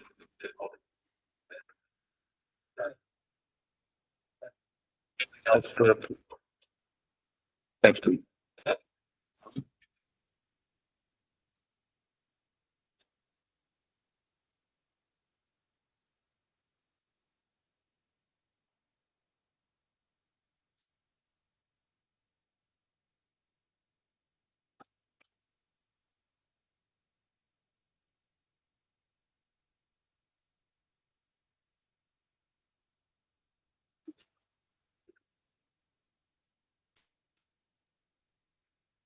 There's some highlights. There's part of the, our safety start here, the middle of the day, where, when we had, there's curricular, there's protocols. The bills, it's just actually, we've done 3 successful pilot ones, the months of September, and November. The schedule is house evacuation vote, which tomorrow. That's smallest forecast is 8 all day, and so whenever we schedule it, we don't have a date yet. Probably after Thanksgiving, my family's in advance. Assuming from that they've been already notified that it's a no-go for tomorrow. So like, oh, that's now is Thank you. the last minute. Absolutely. Yeah. On the side of academics, I was working with the teachers, continuing to implement the IRS programs in the areas of writing about. This is year 2. So because our teachers groups, they had experience with previous data for fifth grade teachers were good fourth grade last year, they're good fifth grade this year. But they're definitely seeing the football match, but I already teachers are getting into follow it. That I already got to come and teach different aspects of the I've started to realize done fall diagnostics for all of our students.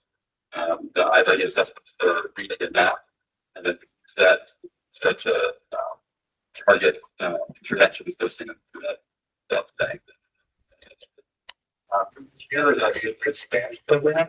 So right now we have our set of competencies and standards, but we're actually looking to purchase a formal curriculum as a block program. That's something that we're still currently. We're also looking at potential math curriculum for grades 6 to 8. So I've met with our math teachers.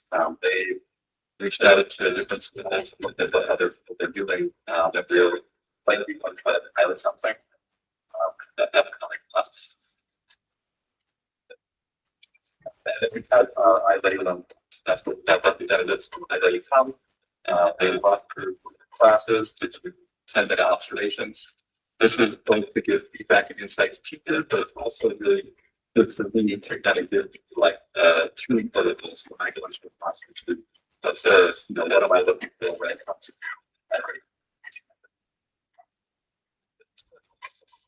athletics. I'm going to move on. I was under the impression I've been wrong with that we're going to be already reading up until 6th grade. I thought that's what we thought. Well, I don't like it enough. So reading is 3 or 5. So that's exactly that. Organic reading is all that, but yes, it's grades 3, 4, 5. And then I ready reading, or ready reading, is grades K, K2. When we were sold on getting I ready, I thought we were told it was going to be up to 6. Don't have the time by that. Couldn't tell you. I have to look. Thank you. The math program, you said you're gonna pilot it. What does that mean? Like, take them, like, out of what they're doing right now and do something else? So we still I still go through the line details.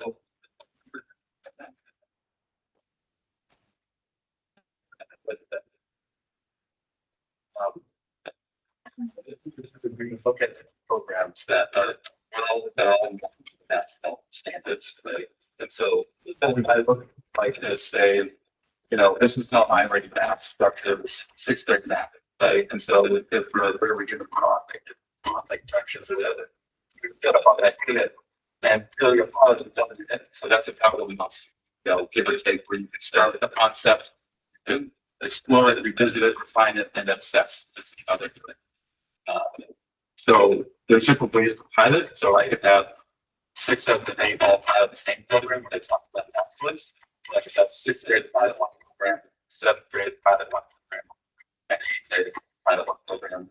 And there's 2 that out. So at this point in time, they're looking at iReady because of the platform that we're using. Yeah, I didn't see that. But I mean, it's a chair, but The best looking thing on the brown thing. I guess my concern was, like, say the teachers, like you said, planning on doing fractions, you're not gonna do something else, you're gonna still kind of continue whatever concept there. There's kind of different ways to do it. And so different programs might really take order, but we would do it that order, we would try order just for this year. And then we was put out their program, we might not do just order. For the next year, but you're not gonna disrupt what they're doing this year. Yeah, no, that's the goal, but we're not going to at the expense of our students. Right. Right. That's what I was thinking about. Because I know for me, I plan and it's like, if you come in and do something else, then you're gonna miss something. But I get it. Hopefully it all fits together. Yeah, and the whole program is big, so there's some that, the nice thing is that there's it's a curriculum, Southeastern New Hampshire curriculum group. So we're gonna be able to see like what's not just build the provide, build, the sequence area, which was helped to see where the trends are going. There's kind of like a tier one curriculum, and then there's conventional curriculum, which like the there's that's kind of like the scale. Tier one. And so when you compare those, like you're comparing, I mean, it's kind of hard. It takes a while to tell if the kids are actually like absorbing the information. But I would think that would be more the goal rather than the actual, like, are they remembering what they just learned? Or is it just a fun curriculum? Yeah, I'm always trying to be as objective as possible, not asking the teacher to do that, you know, because that's a pretty subjective response. So when you look at the plan, look at, you know, how the students assessed at the end of it, how the students were held, how they and choose to up or down, did I this and that. And then, you know, from the teacher's perspective, how does this compare to see this? You know, is there anything that you saw that would issue? Things that this solid? But yeah, we have to be careful.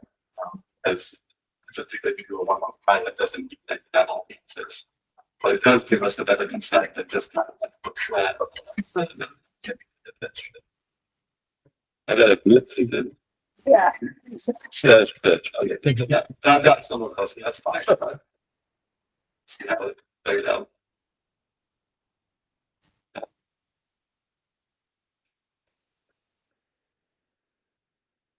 Athletics, extracurriculars, and enrichments. So sports teams, our fall sports teams, the boys, we promote soccer, both volleyball, cross country. The season has just started. That cheer, that boys, we promote basketball. It's kids. That's all. The college stuff. The last minute we had parents step up, take that responsibility. This year, I guess the council, NJHS, math counts, Montpelier Club, Club, some of the academic policies after that. So the nice thing is I'm still getting confused from students and faculty about different things. The game code this year. Really started last year. This year, conference like today was the first day. So it's nice to see some excitement, some things that get that motivated beyond just standard academics. We had a lots of input fair and that counts to get families an opportunity to experience that. And at first, Lambs out over 20 minutes. Students and student values. So, It's okay. I did have a question, but I figured I'd wait until he took a breath. It's okay.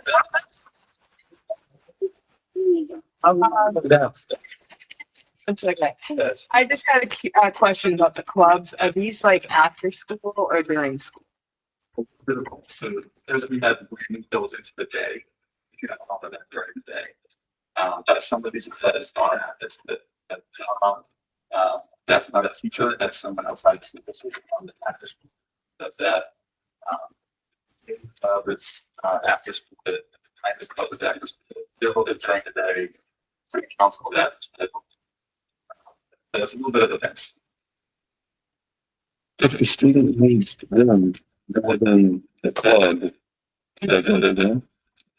I don't know how that works, but if you got some, yeah, okay, thank you. This week, right now, understanding, so we get people not to so you get caught up. Because our goal is to get the notice and not that you get that on track. Then I think so it's a thing that. That one is that I'll send it as that. Thank you.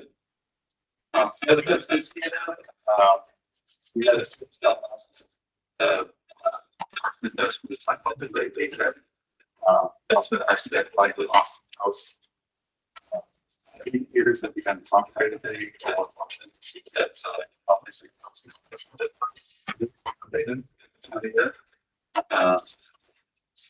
And there's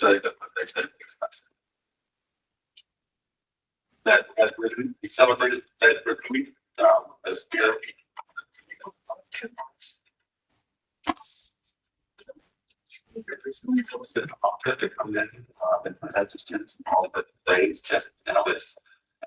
That was a great thing, and it was really interesting to hear students ask questions. We had a Halloween dance on 25th about it. And then like during the high school had the STEM class, and we had a STEM class today, and then coming back again on Friday. And so they'll be able to get 2 days of school, 2 days. It also has staff, it's the volleyball game, the 29th. Staff on the head, like it's close. Down the better. County engagement at an open house September 12th. Fundraiser that was well attended. We also partnered with the other schools in the district to offer parent bag flags that they also had to provided, but that evening we had positive feedback on that. We had another parent education night to the school teachers second, and that's discussing the active studies technology. So, and so at least family that is excited we're talking about opportunities. It's a really ways to kind of build off of things that have already been done. So like our next upcoming night is going the parent the conferences, and I've also host presentations we want to know about as well as the parents they said that.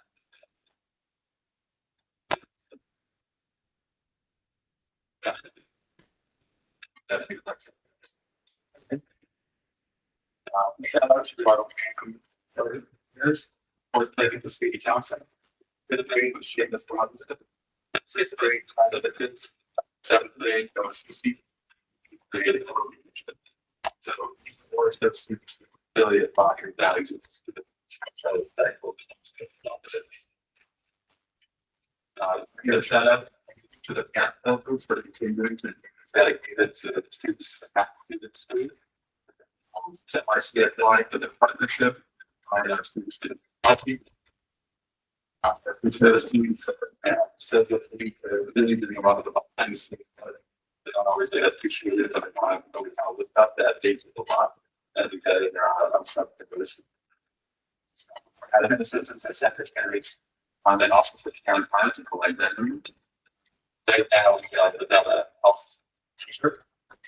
And so that gets along as the unified arts with all the party grades except for fifth grade, which is a little bit different because of the dance program. So to fill a hole there, which we should line really fast if I ask for that.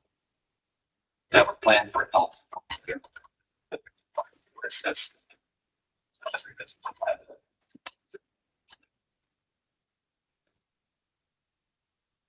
Staff update. So we currently still haven't been right that future. However, there's a candidate that we have 2 overseas theater coaches. Also our green room, which is our youth expansion room now that kind of the split price still on staff. That is a big challenge as students. That's a lot of we focus now if they're just a big class they come down to the office as well as to have a room so they work with them coach but work with them on their services. But right now they don't have that. So last year we hired people that don't last very long. It's really a situation. Have special credentials, or is that just for somebody to be in the room? Students? Yeah, not particularly like it's a some skill set that you think that. So it really is the moment that's all of this was important. It's not necessary. They're to a college debate. Maybe like I have people that just for content, but they would function if that was Yes, that's the most. But I have the house street. No. Oh, it doesn't? No. So. Okay. I know, I did. I don't talk too fast. Let's talk later. Yeah, I'm not. Yeah. That's the bugs. Yeah. No more money, that's just. Yeah. They have to have some sort of special training. Don't they? Not necessarily. They just, I'll be honest with you, they just have to be willing to be more understanding that this might be more challenging. A little bit more challenging students than your typical type. Does that make sense? Yes, it's what they need, right? The willingness to. I guess, no, I totally understand what you're saying. Yeah. The CIP, the restorative practice, all that stuff. I guess I thought because they had the different title, was an assumption, which was my fault. But I guess the assumption was they had some sort of psychological technician, behavioral kind of training that went with it. Well, that's what we were paying for through contracted services, and it was costing us a fortune. Right. Even then, we couldn't afford somebody with that type of letters behind their name. Again, that's the price. So typically, we have a few individuals trained in that, and we start to train those individuals in And the trainer. yes.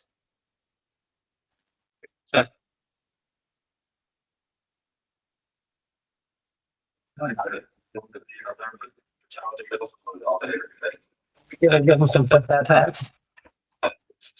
Whatever they need, right? Snacks.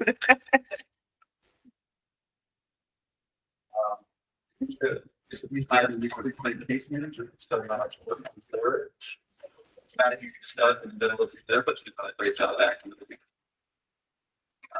But that's what positions, it's really just the lack of applicants.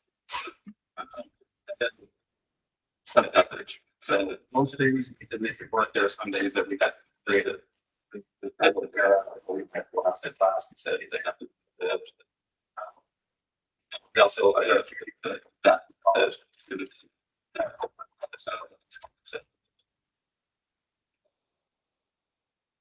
For our challenges, staffing, so we're still short on the health insurance and that's a lot of people. There's, they have for the parents and teachers, not created a flexibility. That's always kind of the background challenge. I think that, this year, I think that is, some things are better. Since we implemented the phone, we really have not had a lot of issues. Every once in a while it pops up, but last year it was every day, multiple times a day. And this year, the word that's on the street, I don't have your phone out. It's not a warning, it's not a letter, it's the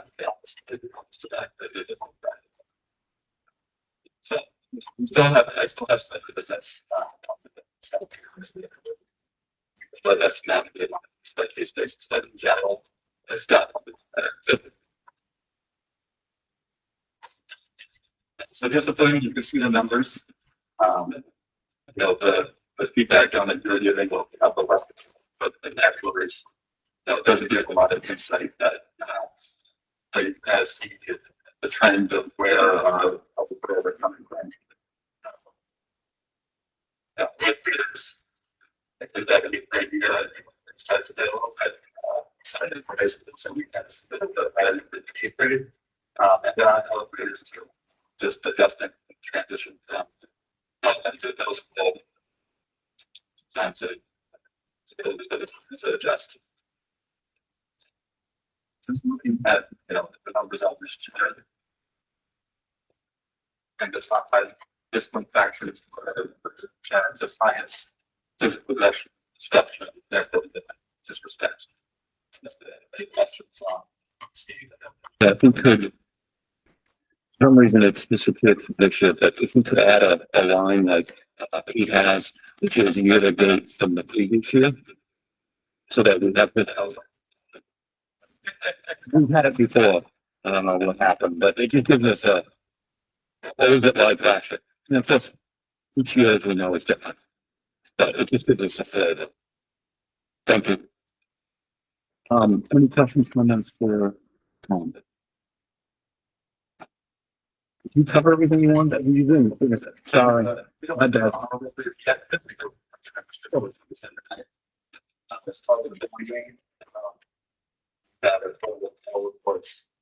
Two members formally investigated them, investigated one of them associated. And same with that as well.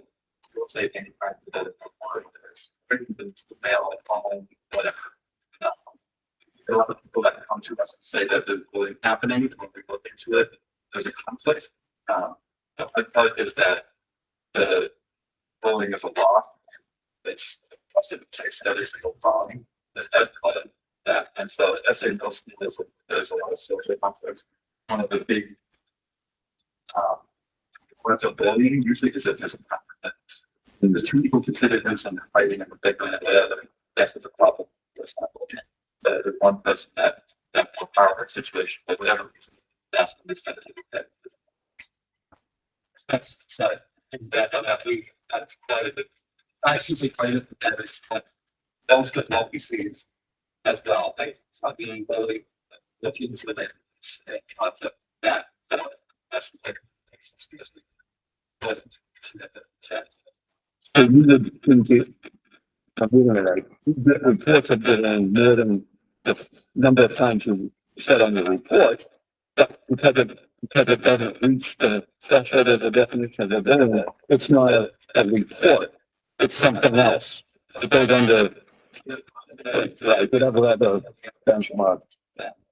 So you could have 10 reports of bullying, but only 4 meet the threshold, or am I reading that wrong? Yeah, you can see that like still adding a threshold Investigation. to go forward. And at that point, whether it's Thank you. Yeah, and just the last thing. Yep, you have some upcoming events, right? Kalispell is canceled for tomorrow. We've got no school for Thanksgiving break next week, the 27th, 29th. The first trimester ends on December 6th, which means report cards are available that Monday, December 9th. We have parent-teacher conferences scheduled Thursday, December 12th.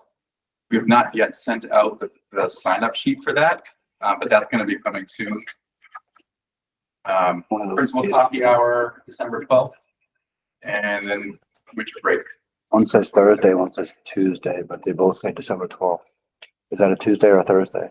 December 12th, Tuesday or Thursday. Because you've got it listed as a parent-teacher conference Thursday, the December 12th, and then the principal's coffee hours, the December 12th. Thursday's Tuesday. Thursday, December 12th. Okay. Oh. So I guess that Tuesday is the means 10th. Tuesday, December 12th. Yep. So those are both on the 12th, No, No, or one is the the 10th? second one's the 10th, one is on the 10th, right? Is your coffee hour the 10th? day the 10th. So Or is it a coffee Thursday? hour that's on the 10th. I do those on Tuesdays. Okay. Yeah. Yeah, so I'll update that. Thank you. Good catch.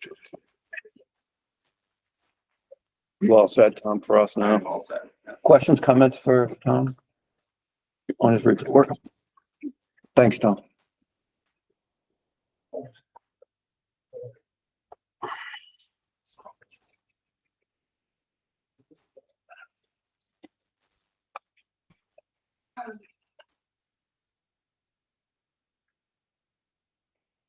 Done, Dawson? Just worried. Want to mother hen you right now. That's okay. I need to stop. You're good. You're good. No. Yeah, ignore me. Okay. Go ahead. We're just gonna go through it. I'm gonna go through some highlights, not necessarily following this report, but it's going to contain all this information. Basically, we've been focusing on 4 main areas this year. We're focusing on fostering a welcoming community, building staff morale, providing targeted professional development, and supporting and improving student behavior. So when you're looking at this calendar of events, you're going to be seeing that we have been doing a lot of things to build community and creating opportunities for parents and guardians to connect with Lamprey River. We've renewed some old traditions, like the collaboration with Raymond High School band and having the Lamprey River Halloween Parade. New this year in October, you will see that we had the Title I Fall Family Fun Night. And we had over 120 people in attendance, which was a fantastic turnout. It gave us a chance to build connections between our Title I and intervention staff and our parents and students who received Title I support services. We did everything. We did reading games, math games, Title I funds, hot pizza, and ice cream. And we really had a celebration of learning. And the families felt very supported, and we made a lot of great connections. Tomorrow, kindergarten is welcoming 57 families and friends to a Thanksgiving feast cooked by our dedicated and talented kitchen staff. And this number represents about 65% of the class who's going to have either a family or friend attend, which is really a fantastic turnout. New this year, we are extending this tradition so that all classes get to have an event with a family or friend member. So in December, on the 17th, for the first time, the first grade is going to have a winter holiday celebration. In January, the second grade is going to celebrate winter carnival or luncheon. And then on February 14th, the third grade is going to celebrate Valentine's Day. So we're really thankful to our kitchen staff for doing this with us, and to our teachers for doing this. And we're happy that we're going to be able to invite more families to come and celebrate with their students. I talked to the PTO on Tuesday night, and they were thrilled because they said they came and had Thanksgiving with their kindergartners, and they were hoping they could have this again, and now we're offering it. And I don't want to forget to mention that on December 17th at 6:30, just kind of looking ahead, the chorus concert will be happening. We're also going to see that we are doing all our regular visits, like Bowling for Books is happening every Wednesday. And we have a lot of different events that are going on. And all of these events are part of our effort to include families in school activities and really build on our positive climate and culture. We're working very hard on that. Our second goal for the year is building staff morale. And so you're going to hear a lot about what we've been doing this year. Our team leaders were trained in restorative practices, and they have led our staff in restorative circles at several of our PD days. And these have given us a chance to reflect on our connections to each other, our connections to Raymond, to Lamprey River Elementary, and also every time we have to reflect on being grateful for our community. We have re-implemented something called the Green Apple Report. This was something that was started years and years ago. So I started it back up again. And every week it's presented to someone, and then they select, so their peers select the next teacher who's recognized as the teacher of the week. And they tell me why that person deserves it. They write something up, and I feature it in my principal update every week. That is another way that we're celebrating the community and building that up.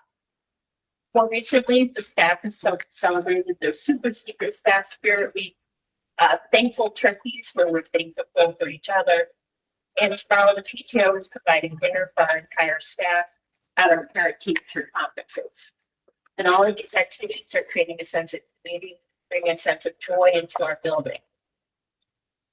Our third goal is purposeful professional development to promote student achievement. Tom mentioned that we've had coaches from curriculum associates are coming to Lamprey River on multiple occasions throughout the year. And so they're here to support our implementation of our math program as well as our implementation of our reading program. So they're coming fall, winter, and spring. So from math, what they're doing is our second year of our math program. So what they're doing is ensuring that we're using this instructional strategy called try, discuss, connect. So it allows students to connect to the math and not just find one answer to a problem, but identify multiple strategies to solve problems and then extend that to auto understanding. So reading these coaches, as Tom mentioned, are leading us on learning walks, and they help us as school leaders know what good teaching looks like in the classroom. Thank you. And they're helping the teachers know the pacing that they should be using, as well as how to use the resources and what good instructional strategies look like. We're also using an independent reading specialist, and I think they talk about it here. We're using an independent reading specialist to ensure our practices are aligned with the science of reading. And using an independent coach who is not aligned to a program, because we've been using a lot of curriculum associates and I-Ready. She has helped us because she's being able to look at all the resources we're using, and she's being able to help us say, consolidate our resources, prioritize what's the best to choose when we're working with specific students, and she's really focusing on using small group instruction. Her name is Mary Ann Nice, and she actually was recommended to us by Terry, and she has been very, very successful working with our Title I teachers, our reading specialists, as well as our classroom teachers. Our coaches from Curriculum Associates, as well as Mary Ann Nice, are both data centered and help our teachers use data to create small group instruction. Unrelated to all the professional development is our unique collaboration with the Southeast Land Trust and UNH Extension. And each of our classes participate in 6 events.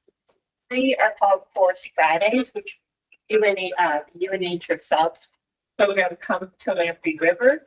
And 3 times our students travel to Burley Farms. And these opportunities are universally loved by all the teachers and students. They're experiential, they're outdoor learning, they're aligned with NGSS standards and social emotional learning. And it's really been a great experience. I want to talk to you a little bit because you guys all helped us implement a new kindergarten classroom. And that was a very big commitment from the school board. This week is our first full week of implementation of the new kindergarten classroom. Deb Cody has 14 students in her class. 8 families came forward and volunteered when I sent out a survey. And 6 other families had conversations with either administration and or teachers about the policy transition. It was a challenge, and I did find in Terry that I wondered what the heck I got myself into. But the 6 families did volunteer on their own to have their child make the transition to the new cohort. I have checked in with all teachers in the past day. I've been in their classrooms Monday, Tuesday, Wednesday, and they are already noticing changes. They've had increased time on task, increased time helping students, and already there are less behavior incidences in the class. Deb has found that she is looking out the windows in class because she has students who come from 5 other classrooms, 5 other teaching styles that are all now with her. She has I want to say a stricter style. So they're learning how to work with her, but it's going well. I've had parents write to me and thank me for doing this. So that was a great feeling. So I'm very happy that we had that. To make the transitions successful, we spent a week completing activities in the classroom with a new teacher. So I had the students come and spend, at first they spent a half hour, an hour, and 2 hours. They worked and created, they call it the classroom contract. So they created their classroom rules. They decorated their classroom together. They created a bulletin board, which is this beautiful turkey, and they all made feathers together. They really built their community. Next Monday night, so it's going to be on the 25th, we're hosting an AP teacher night. So the families are all invited to meet them out there, and it's just for that class. So the families, I've been very purposeful with my communication. I've been frequent and clear so they know the what, the how, and the why. So that is my update on the kindergarten classroom. It is hopeful you will see, or that we all will see, decrease in behaviors out of the kindergarten through this investment. If we are turning to behavior data, because that is my fourth focus of year, which is the support for student behavior and the decrease in student behavior. Our top major infractions are physical neglect, defiance, and out of bounds. If you look at our data, those top three are so significantly higher and really falls off dramatically. The other two are inappropriate disruption. The physical aggression, defiance, and out of bounds really are our top three assessments. Our top minors, again, zero of that. It's minor defiance, minor out of bounds, minor contacts, happiness, and minor disruption. So I can kind of go into the things that we want to know. And then you can see our numbers here. And again, we have a lot of lesson plans as well. So, Karen, 231. I'll just let you look at the numbers.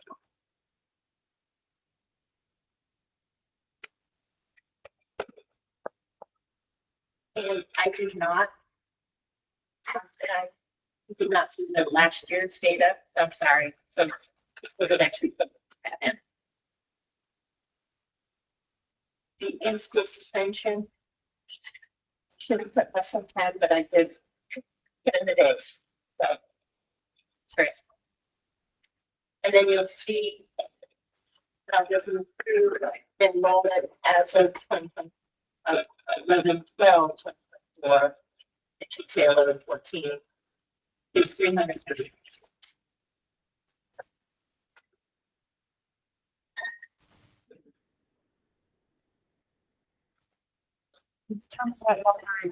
Yeah, what was that number again? 334.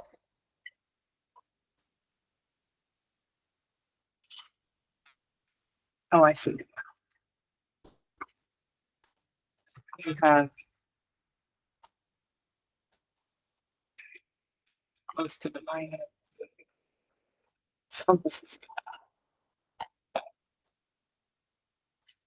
Questions, comments for Amy?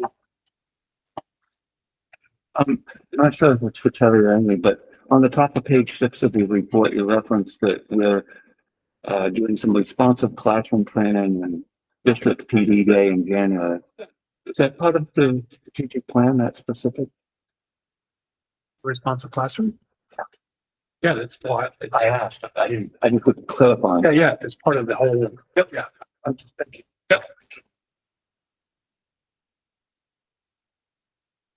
All right. Next up is the academic matter. Do you want to go?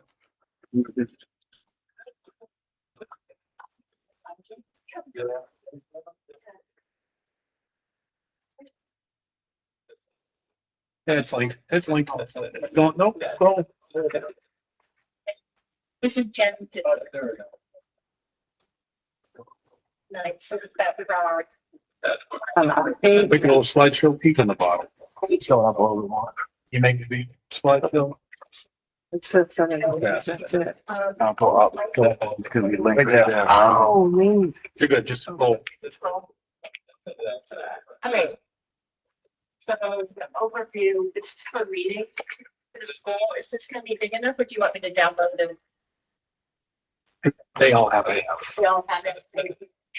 Yeah, if you can make it larger, at home, that'd be great. Thank you.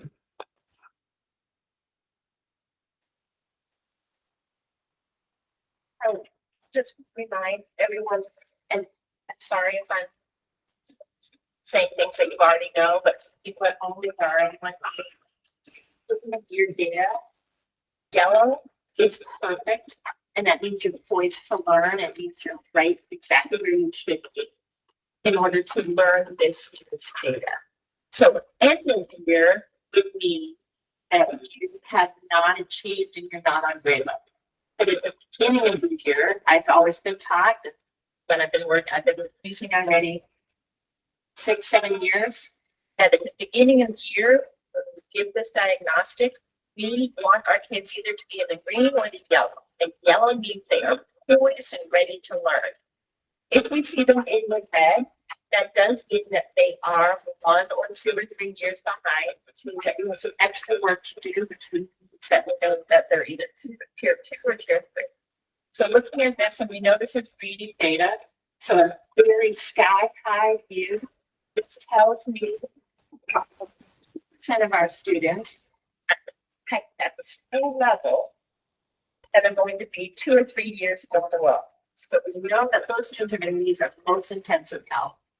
At 15%, The 2% 3 or more, I'm sorry, 2% is actually 3 or more days. 3 or 4, Wait, I thought you had said 2 or 3. 3 or more. Uh, The 2 grades level or more are the 15%. And that 1 grade level below, the way that I've always been told is that they're ready to learn. They're right at the edge. They're ready to receive grade level instruction. They're ready to learn. So we've got 25% who are on grade level, and that means they're ready to be accelerated. 59% ready to receive grade level. And then from here, we see 17% are ready to receive. That's at the highest grade level. I mean, You explain what it means by not assessed due to grade, domain exempted under Phonica. Not, I can't even get it. Thank you. so that is only assessed. And I want to say K1, 2, and at the grade 3, it's assumed you already Mastered. that skill set. Thank you. So at middle school, pretty much nobody.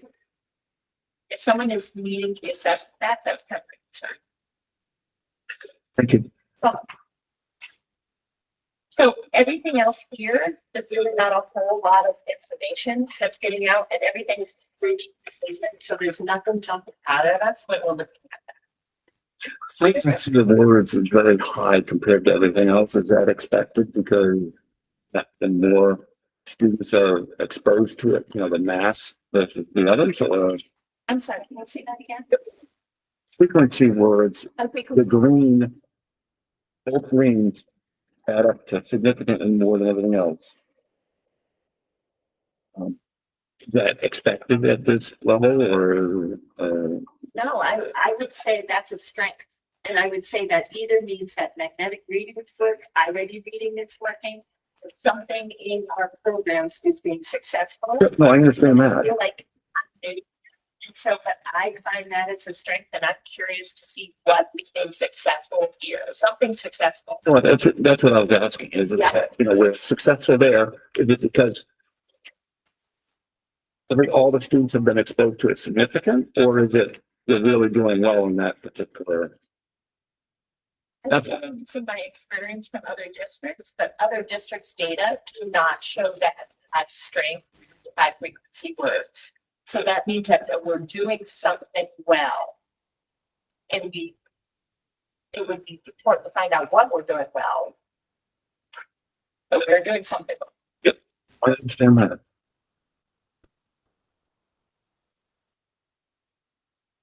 And if I'm gonna go look at math. Here's the good news. If you're gonna continue to believe that 70% yellow is good, this means that 70% of our students, we got 14% of the greens, 70%, 84% are ready to learn grade level instruction. That's good news. So here we go. At the highest level, not looking at classes, this is what it's telling us. So it says measurement data. That's the highest, but honestly, statistically, none of these are standing out to me that different.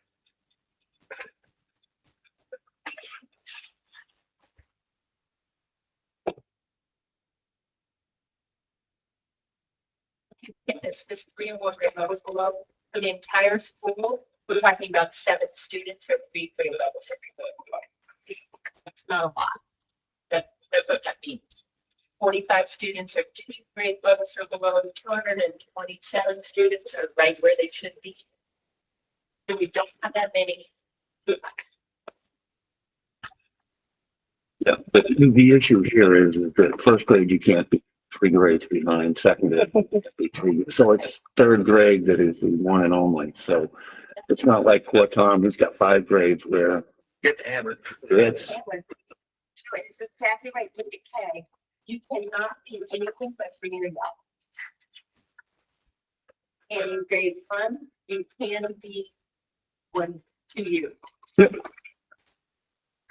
Grade 2.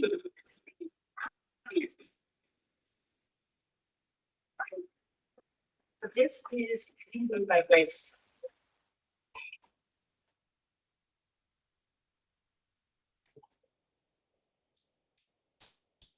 going back to the first 2 slides you said, which is reading and math. What are you attributing to that we're doing better in reading than we are in math? Well, nationally, So I'm not talking national, I'm talking our area. I'm just saying that. That I don't compare national. Yeah, what we're doing is very much in line with New Hampshire and I'm not asking about them. I'm asking specifically about Lamp River Elementary. Why are we like that?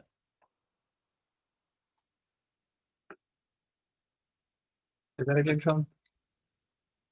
The reading is better for the elementary school than it is for math. If you look at this data, it's presented tonight. And I'm basing that on is we've got 25% of the students in reading in the green, 59%, and then yellow, which is we expect. But then in math, we've got 14% in the green and 70% in yellow, which is to be expected. But the green is significantly less in math than it is in reading. So I'm asking, what do we attribute that to? I would contribute to what research says nationally is that majority of elementary teachers are more comfortable with reading than with math. So what are we doing about that? We have math specialists and we're trying to close that gap. But sometimes too, you can't, people are more comfortable and we try to break down that comfort level and make them more comfortable in that aspect. And also I can say too, in the new math, students need to be successful readers to even be able to do math nowadays. When in the old days, that wasn't the case. Because math is so language based now. Students have to have a good understanding. Yes, they need the rote skills, but when they start to take these assessments, more language than it is math. Got to be able to read to do the math. How long have we been giving services? I don't know what the right word is. Assistance to teachers for math at the elementary school level. Let's say since we implemented the new curriculum already, and we have individuals coming in to that workshop to help them implement the math. I'll just say that we're only in our second year of implementation in the Ready Math. And this last year was first year of Ready Math. Okay. Yep. Second Year of implementation. So we're going to have the coaches from Curriculum Associates come 3 times. And the first time they did learning walks. Second time they're going to model instruction. So they will teach the classes and the teachers will watch them teach it. And then the third time they're going to do more learning walks. So we're going to continue to have them reflect on how they're doing it and how they use it.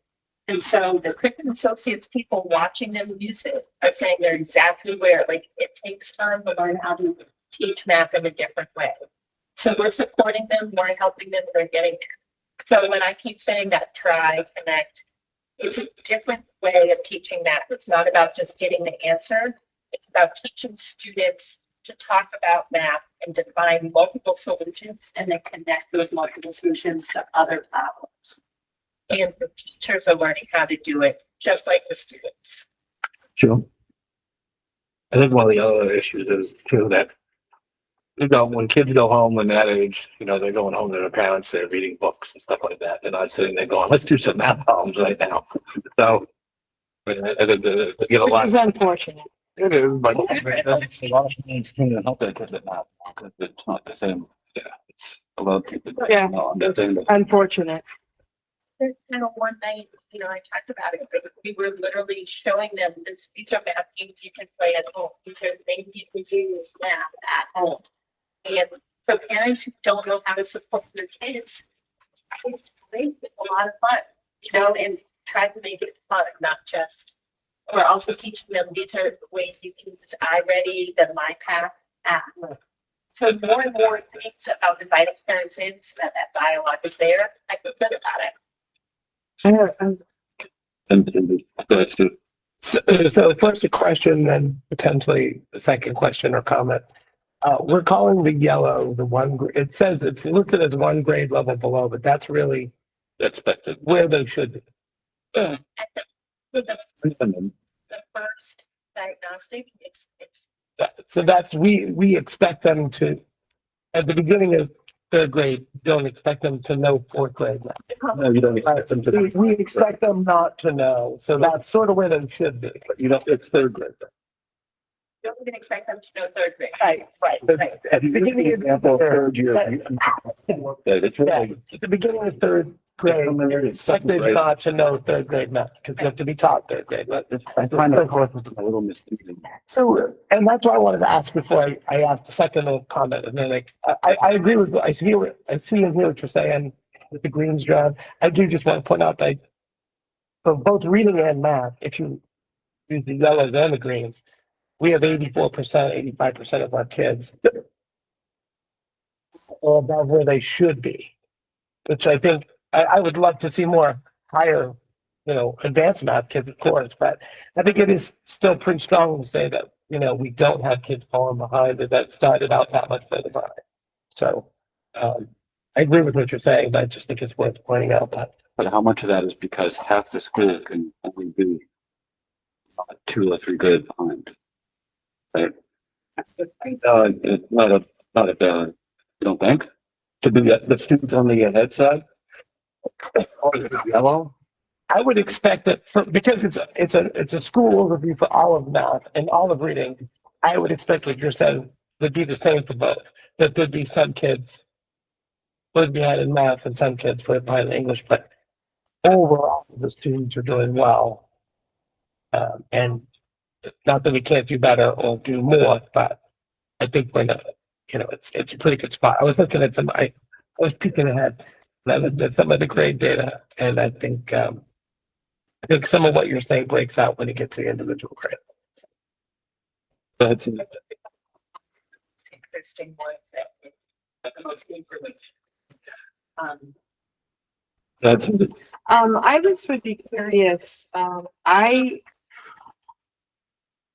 do believe that this is where kids should be confident in math starting right out. I mean, obviously not everybody's going to be super duper in math, but it should be like really, in a fun way. I'm thinking about when I was a kid, we played a lot of games. We played with dice. We played with, you were counting all the time because of the games that we played.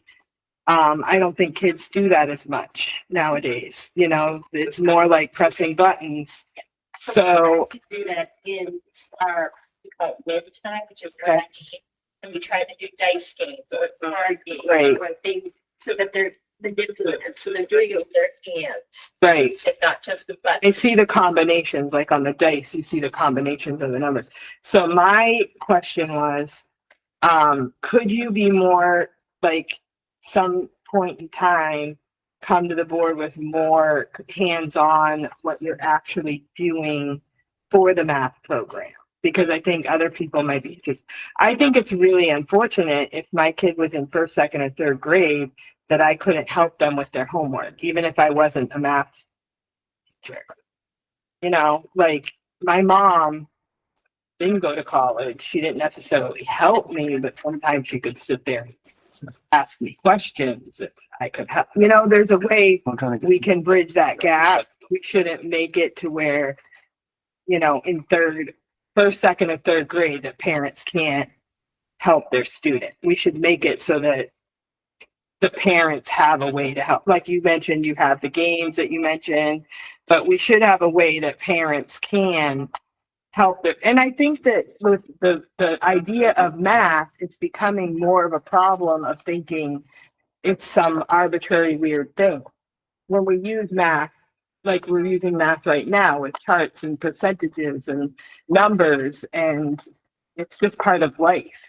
So I feel like that's something we should instill at a young age, and then we're not gonna have, because we want to prevent future problems. You know, And I also think as we talk about our portrait of a graduate, we're building self-directed learners who know how to fail or get something wrong and keep trying. So we try to build perseverance, and math is a great place to build perseverance. And that's why multiple solutions are great. You know, how did you get 5 plus, what's 5? 1 + 4, 3 + 2, and so there are lots of ways to get there.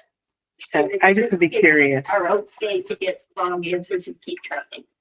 And it's really important at these young grades because then they get to know school and it's okay to keep trying. I agree with you completely.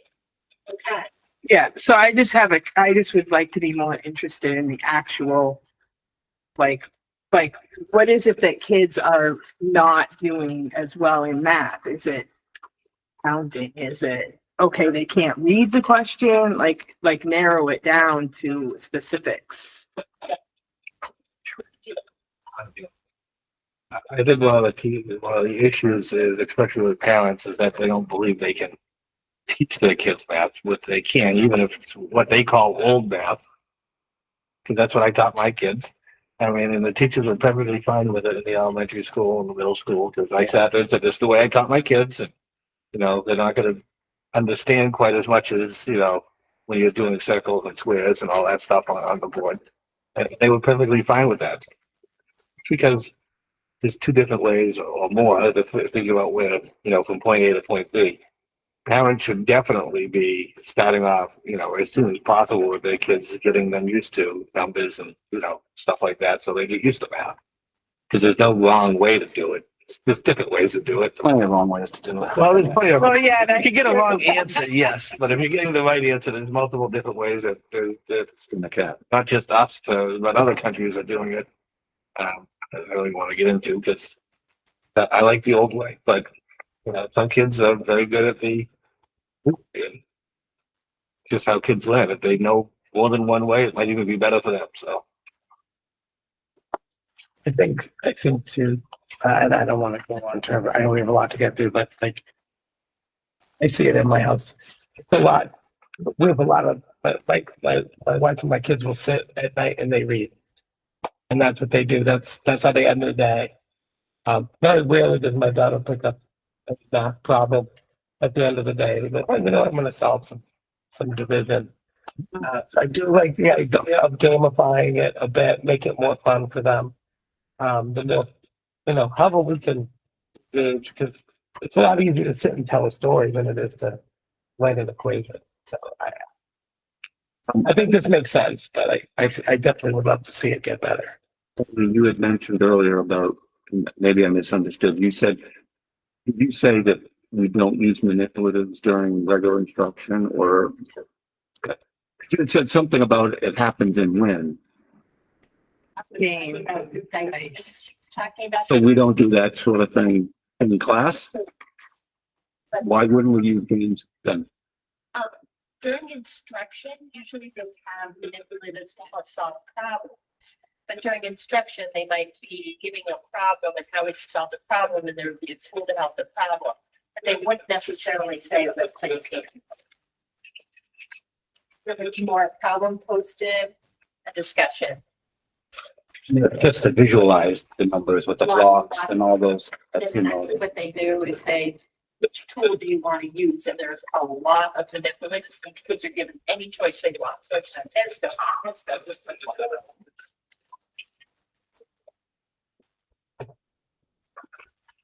Y'all are invited to come. If you want to see a math class in action, I can share the schedule and you're welcome to come.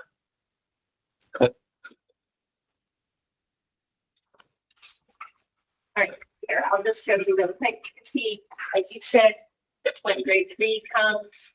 This is, they dip a little bit right there, with grade level. And then here, I would prefer you not to rush through this. I'm sorry. It's important, isn't it? So this is just by grade level or overall, but I think what you would find more interesting is by domain. So by domain, you're going to see if it's by reading, it'll allow you to look at the phonological awareness, the phonics, the high frequency words, and everything. So this is kindergarten by domain. So I'll just remind you who you're looking at because I can't get that on the screen.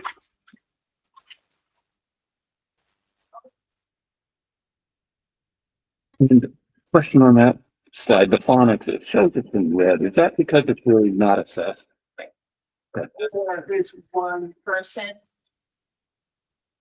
Can't be two grade levels. That's what I don't understand. Yeah, no, that's. So I'm assuming it's, I don't know why. if you could let us know, please. Yeah, I will. Thank you. I'll put that on the Friday. Yep. Check, the numbers actually say 0 and 0. Yeah, I just don't know why. I don't know why. Yeah. So now here is first grade. It doesn't say, wait a minute, Steve, it doesn't say there's 0 there? Because the phonics are different than up above. And so if this was live, I could actually cover over the red and it would tell me. That's fine. No, that's fine. Picture. Yep. Fine, thank you. Here I can, actually write a certain number. The subset, right? Yeah. And the nice thing, when you see that this phonological awareness is the highest, that would be attributed to our work with foundations and integrity, which are our two programs that we work with to build phonological and phonics. So that means that the work they did at kindergarten was successful. That many students, that's our strongest area, first grade. And everything else, the fact that literature is high, that's good. Everything else is pretty much the same. Nothing jumping out at me.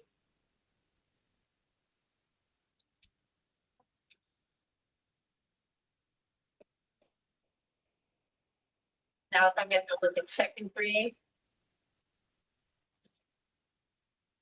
Second grade.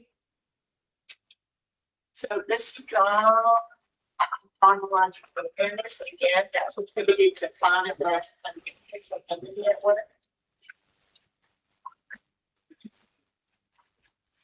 But you're starting to see that our phonics, that there is a contingent of students are going to start to have some struggles.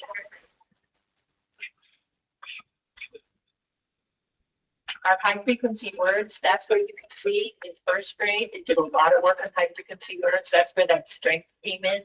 It wasn't as good in first grade, see, not so good. Second grade, that's where they made all that strength. So something they did in first grade is really good.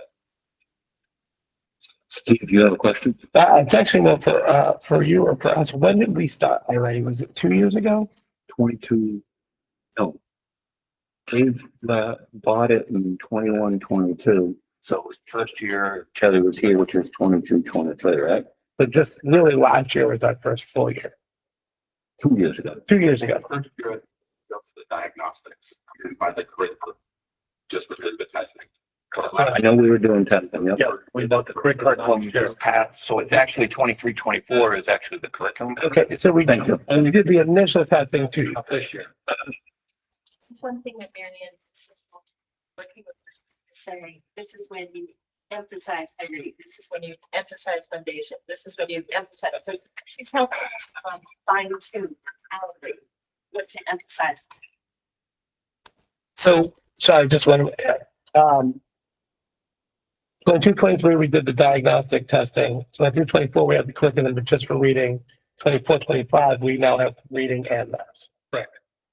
Thank you. I'm just trying to get a sense of where, because I'm looking at these kids and thinking, okay, well, that makes sense if we started with the rate which we did last year. Now I'm looking at third grade.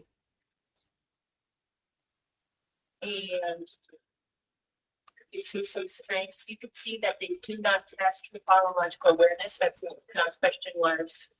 See that high frequency words is really strong.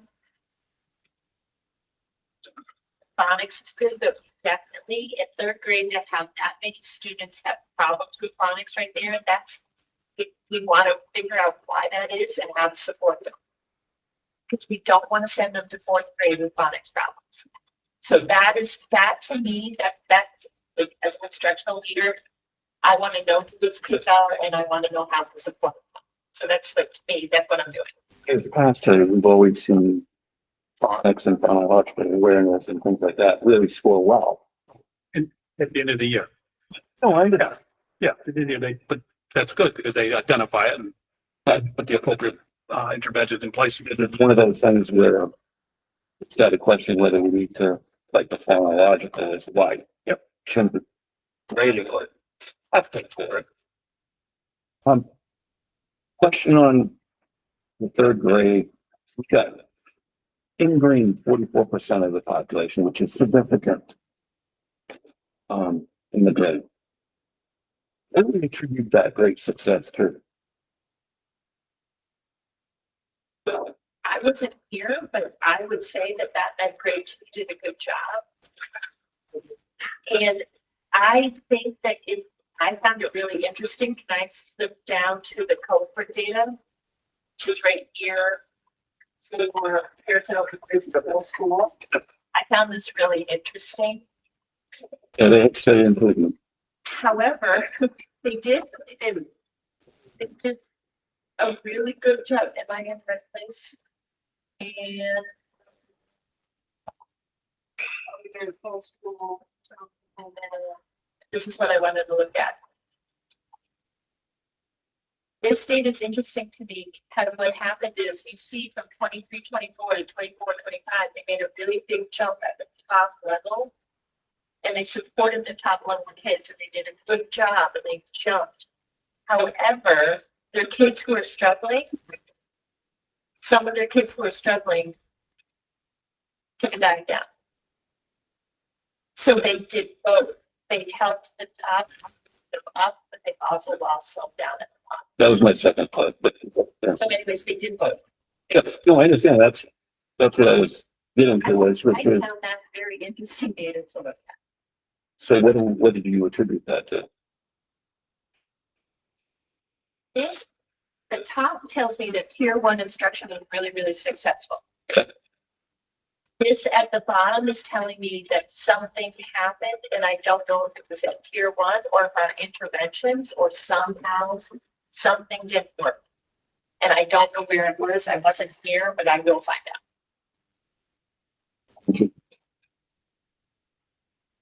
out. I want to show you, since we're looking at that, this is that grade 3 cohort in math. And I just see a real slow, steady progress forward. And the bottom is slowly lifting up and the top is slowly lifting up. It is slow, but it's go.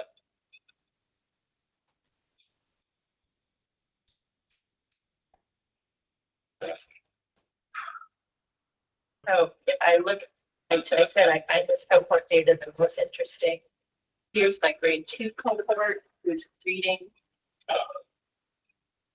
I see my top slowly increasing, my middle. But I did see, unfortunately, the drop. So those who are low at the red drop low. And this looks like the tier 1 problem. Because it's not down here, it's right here at that yellow. And they did not move them all up. They got them. So that to me looks like a tier 1 problem, that they were not able to move enough students up. That's the math cohort. In second grade, sorry. That was last year too. That's fall data though too, right? It's all there. Yeah, so there shouldn't be as much movement in fall as there is in spring. So, Keep going. yeah. And look at math. Math is okay. Slow and steady.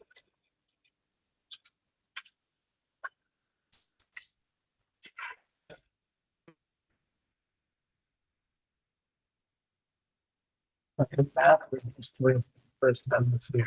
And the I-ready one. We're assessing it, but we're just doing their curriculum. for the percentage.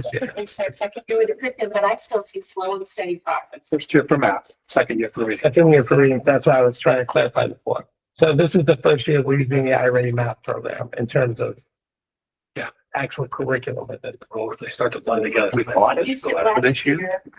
This is our second year. Three curriculums at once last year. Math last year too? Yeah, yeah. Okay, that was my question. We did Can't remember. I thought we. reading and math last year and We this did year. math, reading, and Times last time. Okay. math, reading. Yeah. we did Math, reading and math, math. reading, and writing. Okay. What did we It's buy? kind of giving me crazy. This summer? What program did we buy? We bought a program this summer. So it was math, because when we bought reading, we bought 5 years. When we bought math, we just bought one. So at the end of that, we buy them. So we did rebuy math, but we had, But we didn't buy like the same length of time for each one. All right. We did implement it last year. We had money left over if you remember for the year, That's right. because we bought the, Bought it early. and everything else. You're right. Coming back to me. Yep. Takes a while. Yeah. Are you all set in your presentation on the data? Because I have a question, big picture. Amy, yeah. That's it. That's it. The big picture. You have a picture question. The school board review reading. Huh? You want me to focus? No, I don't. I asked, are you all set with your presentation on the data? Okay, then, okay, here's my question. Usually we get goals from the principal as to what we're doing for the year, and we didn't get it. So what are your goals for reading and math at school?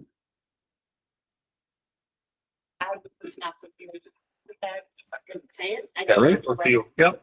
I'll do it. Always like, I just want kids to grow, but if you want specific numbers, we can do that. So I would hope we would attach it to, and I'll use simple, because this is where I can only do it. Say, for example, first grade has, 80 students, and they all have, they're assigned to them, unbeknownst to them. I would hope we would base our goals off of that grade by those. Do you know what I'm saying? And use it as, we can't know the individual student, obviously, You can see it, but we, not identified, obviously. But if we could have, if we expect, and I don't know how to put it, because I don't know how the growth is. determined. But if we expect, again, I don't know, 50% growth, I don't know what the numbers are. And I'm just saying, I mean, Okay. me being ambitious, I would say I expect 100% growth. 100% of my students will make their annual growth. However. That's not what I'm asking. But that's how I read reason. Then you have Oh, I spreadsheet too. what's it? So they're gonna tell us how many kids they want annual growth. I'll contemplate it. do you understand what that question is? So. Forgive me if I'm remembering it wrong, but when we do the assessments for the iReady at the beginning of the year. Sorry. Wherever that particular student, student X takes their assessment, they do well in some areas, they don't do so well in others. And then they go to their classes where there is actually iReady work based on, so every student will have an individualized plan of sorts based on what they need the most of. And I might need more math, I might need more reading, Sarah needs math placement, whatever. So my question, I just want to clarify before I ask. Do we have a sense of, it's a two-part, and I would assume they are, but are the students aware of that connection? And do we think the families are, I know there was a lot of, talked a lot about doing this, not doing this, how does it work? It took us a while to get our heads around how the data lays out in the cohort data. So I'm just curious to know if maybe there are some students who aren't doing the work to fulfill that. So if they take the thing and they get in this, they need to work on math, but then they don't follow through with the math sessions for iReady the way they should. Do we have any sense of is there pushback from students and teachers beyond like the normal, just students who are just not doing that? So we track it every week and I can tell which students are using the MyPath and which students aren't. And then I know their average minutes per week. And I have conversations with the teachers because I can tell which class is using it the most, which class isn't. And I know it for reading and for math. And if a teacher is falling behind, I just have a nice conversation to say, how can I help you get your student to use iReady more? What are your stumbling blocks and how can I help you? And they know their goal is to use it between 30 and 45 minutes for reading and 30 and 45 minutes for math. That's my expectation. And if they're falling below, I just have a conversation and I ask them how I can help them. The hardest thing is our students with the most challenges. Those getting pulled from special ed and they're getting pulled from intervention. They have the most challenges to find time to do their MyPath. So then I say, let's see how we can help you. And we find pockets of time so that they can use it.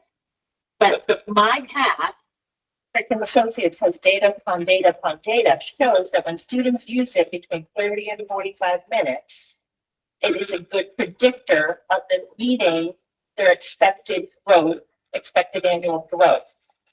And that's what we want. And then there's something called stretch growth. And stretch growth means that they are accelerating their growth. So those kids who are 1, 2, or 3 years behind, you want them to meet their stretch growth. That means in a couple of years, they're going to catch up and they're going to be on a grade level.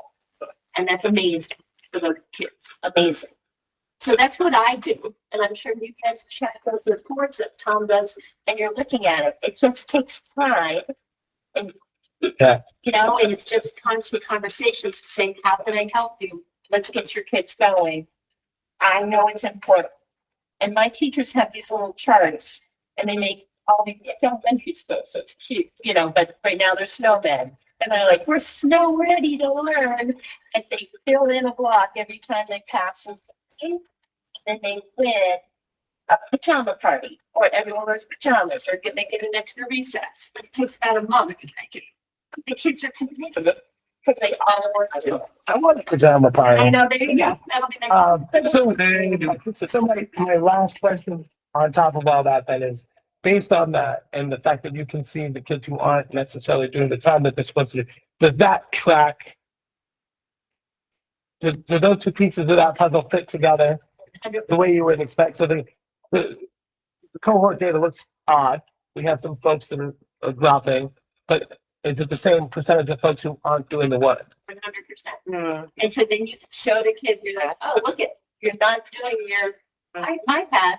And we're going to have, and I only know this from my old job of what I used to do. You didn't do the work, then we took the second assessment, then you didn't do that. But we're talking little ones. So it's better middle school because better they had more. Yeah. Oh, yeah. Right. Well, let's buy in there. Okay. To your point about whether parents understand, we send home parent reports, and the parent reports, we send it home. We're having parent-teacher conferences. The parent reports will be sitting there. We show them what the iReady is. We talk to them about it. We talk about the numbers. Like we try to have lots of. Okay. I just knew it took me a little while to go like, okay, how's this all flowing? So I just was curious. We have videos up on the website to explain. Yes. Can we? Because the parent teacher conference is really quick. Yeah. It's not a lot of time to have parents fully understand potentially. So if we could, and I don't know, it's one of those situations, you know, what's the water, but whether they drink is, but at least we need them now. All right, thank you.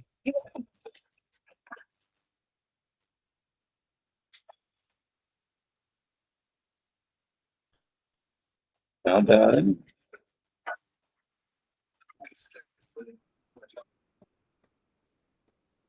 Everyone's on his. That's a smaller one now. Oh, I got it.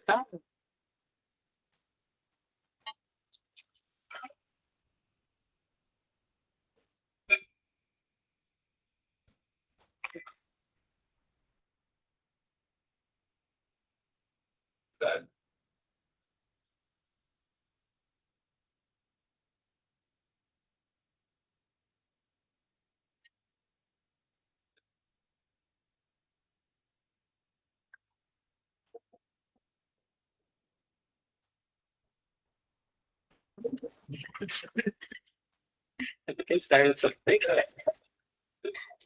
This is our fall benchmark data.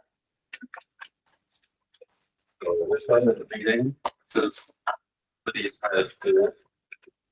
So it gives us an overview, kind of, all 5 grades. You can see that it's a fairly even distribution between green, yellow, and red.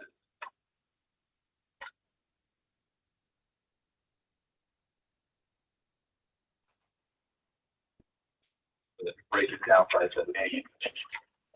We don't test for phonological awareness. Why that? But you can see that our phonics and our high frequency words are very improved. Our outliers being areas of strength, and the other areas are all pretty similar. After that.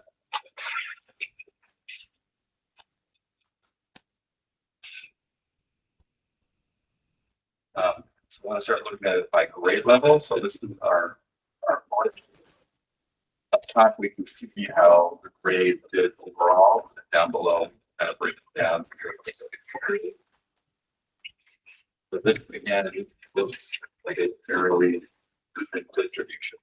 And like Amy said, if people are yellow, ready to learn for grade level. So right now we have about 75% of the students in 4th grade are assessing at ready to learn grade level.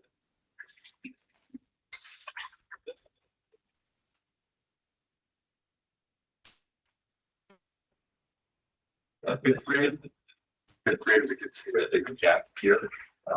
We have 4 years to try. So looking at this, we've got about 47% of our students are 2 grades or more. Still had strength. Well, this might be the words. Else.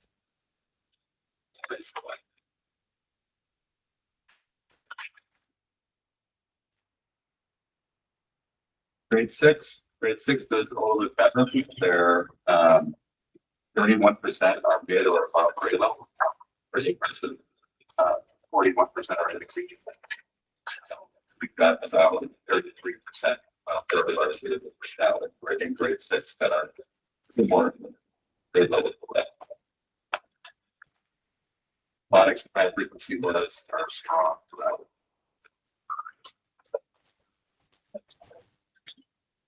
Grade 7, we've got a lot of students in the yellow.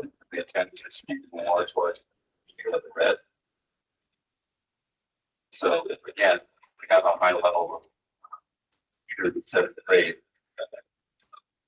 45%. There are 2 grade levels.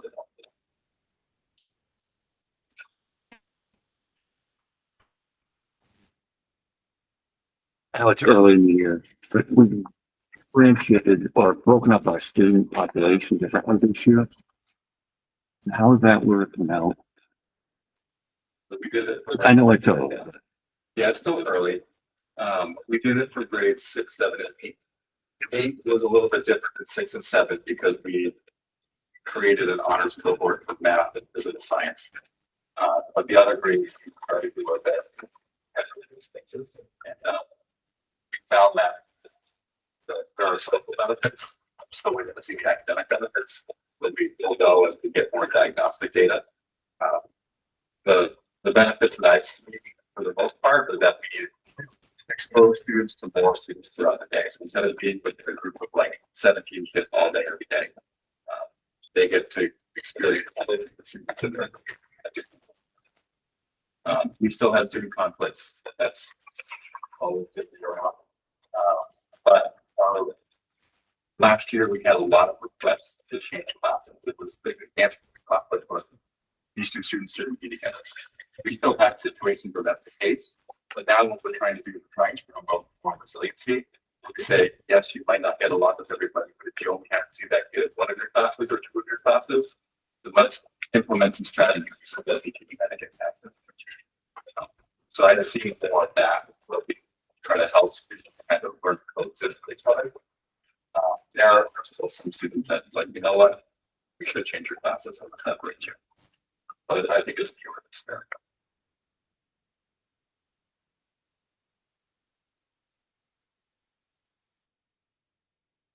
And grade 8. So I mean, pretty much all of these sort of studies here, we put a bit of extra distribution between the upper third and I'm assuming that the students in the green may do more reading like on their own. My experience is some kids just like to read, some kids don't. So that could be the reason why you have green and red. How frequent is it that kids go to the library inside the school? Or do you think kids that enjoy reading, do they use their devices to read books? Just asking for your observation. Our library, she's done a really good job of creating opportunities and finding teachers in the class. She's created a mock library club, and she's done a good job with getting online databases. Some of the things that she had access to are things like digital graphic novels, and that's what we find will kind of hook a lot of readers because there's still a lot of pictures and visuals. It's got that comic book feel, so they're reading, but it's usually like in these shorter, more digestible segments. And that's really the goal, is to foster a love of reading. I like reading, but we get all that during the school day. We want to be able to teach someone to read. But if we can foster a love, the kids will do that on their own, and that's the goal. Because even after they graduate from high school, got ahead of that. If they're reading all the time, then the Is there any, I think I remember seeing, I don't know if it's still the same person that's doing library stuff. Is there any way we could see her or the librarian at some point? With some statistics, like, how many books are being checked out?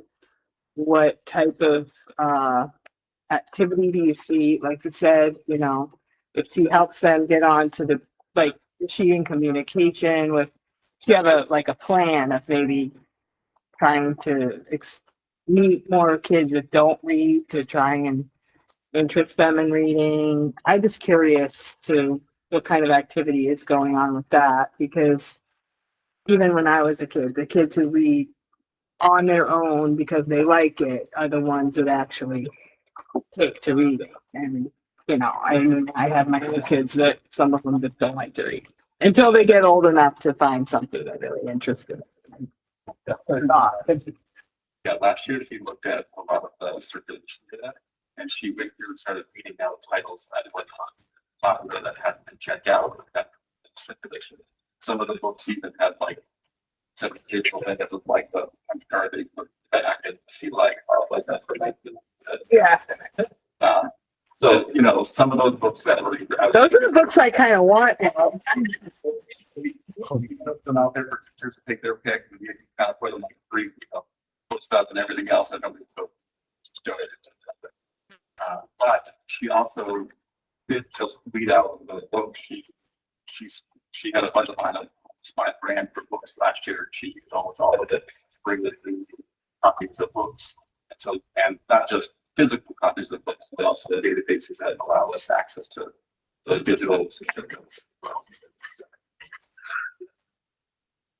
So that's kind of, her, she very data oriented. She can tell you exactly how many students are coming each month. She creates an infographic and she sends it out to faculty once a month with just kind of a highlight data, the usage. She gives out data reminders or database reminders saying, hey, you have students that are interested in this topic, here's a great database, right? Or, we've got this thing coming up, so feel free to tap into this. And we actually just got another database, Swank, which is now video, so now we have a section challenge it because the team showed that teachers can put out and we can actually take those sections like the assignment. So I've been very impressed. I think that as librarian Karen Arden would probably speak to her now, so she might get me, but she would probably love to come here and speak about the library program and what she envisions for the library. Interested in seeing that.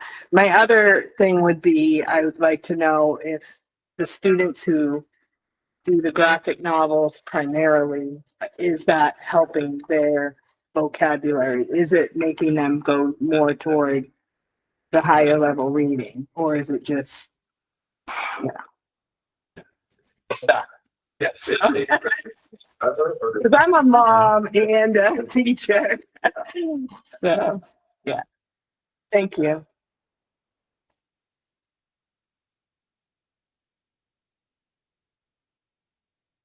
This is a great comparison for readings and snapshot of see where the grade levels are operating at.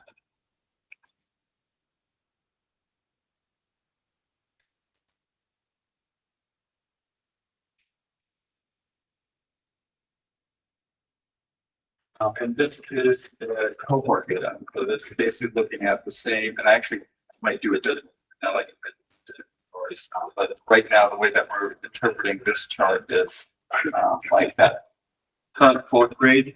We can see that that's where they're at in this fall. They were at 33% efficient. And if we go back to the previous year, the fall, winter, and spring, that's when they were third graders. And then the one before that, fall, winter, and spring of 22, 23, that's when they were second graders. That's how I interpret this.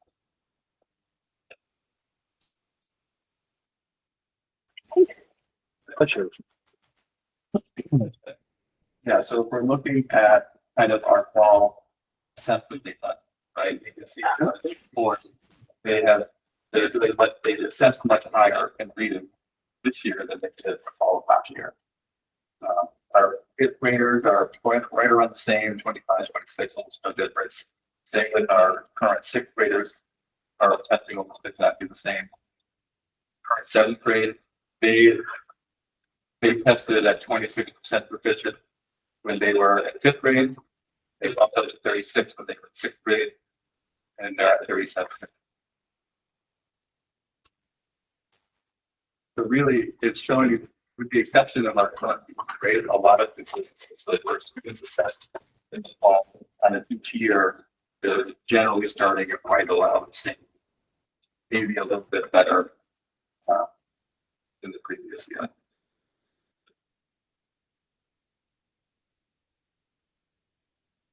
Question for other department.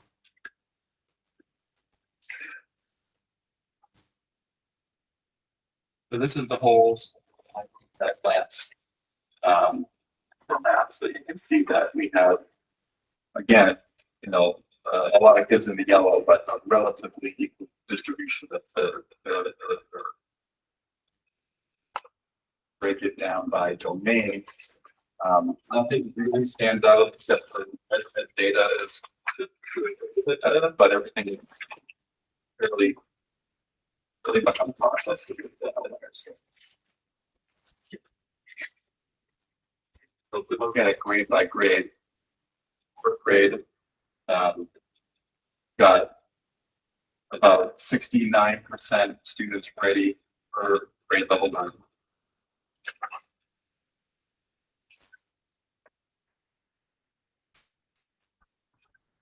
Fifth grade, we've got 64% students ready for grade level 9.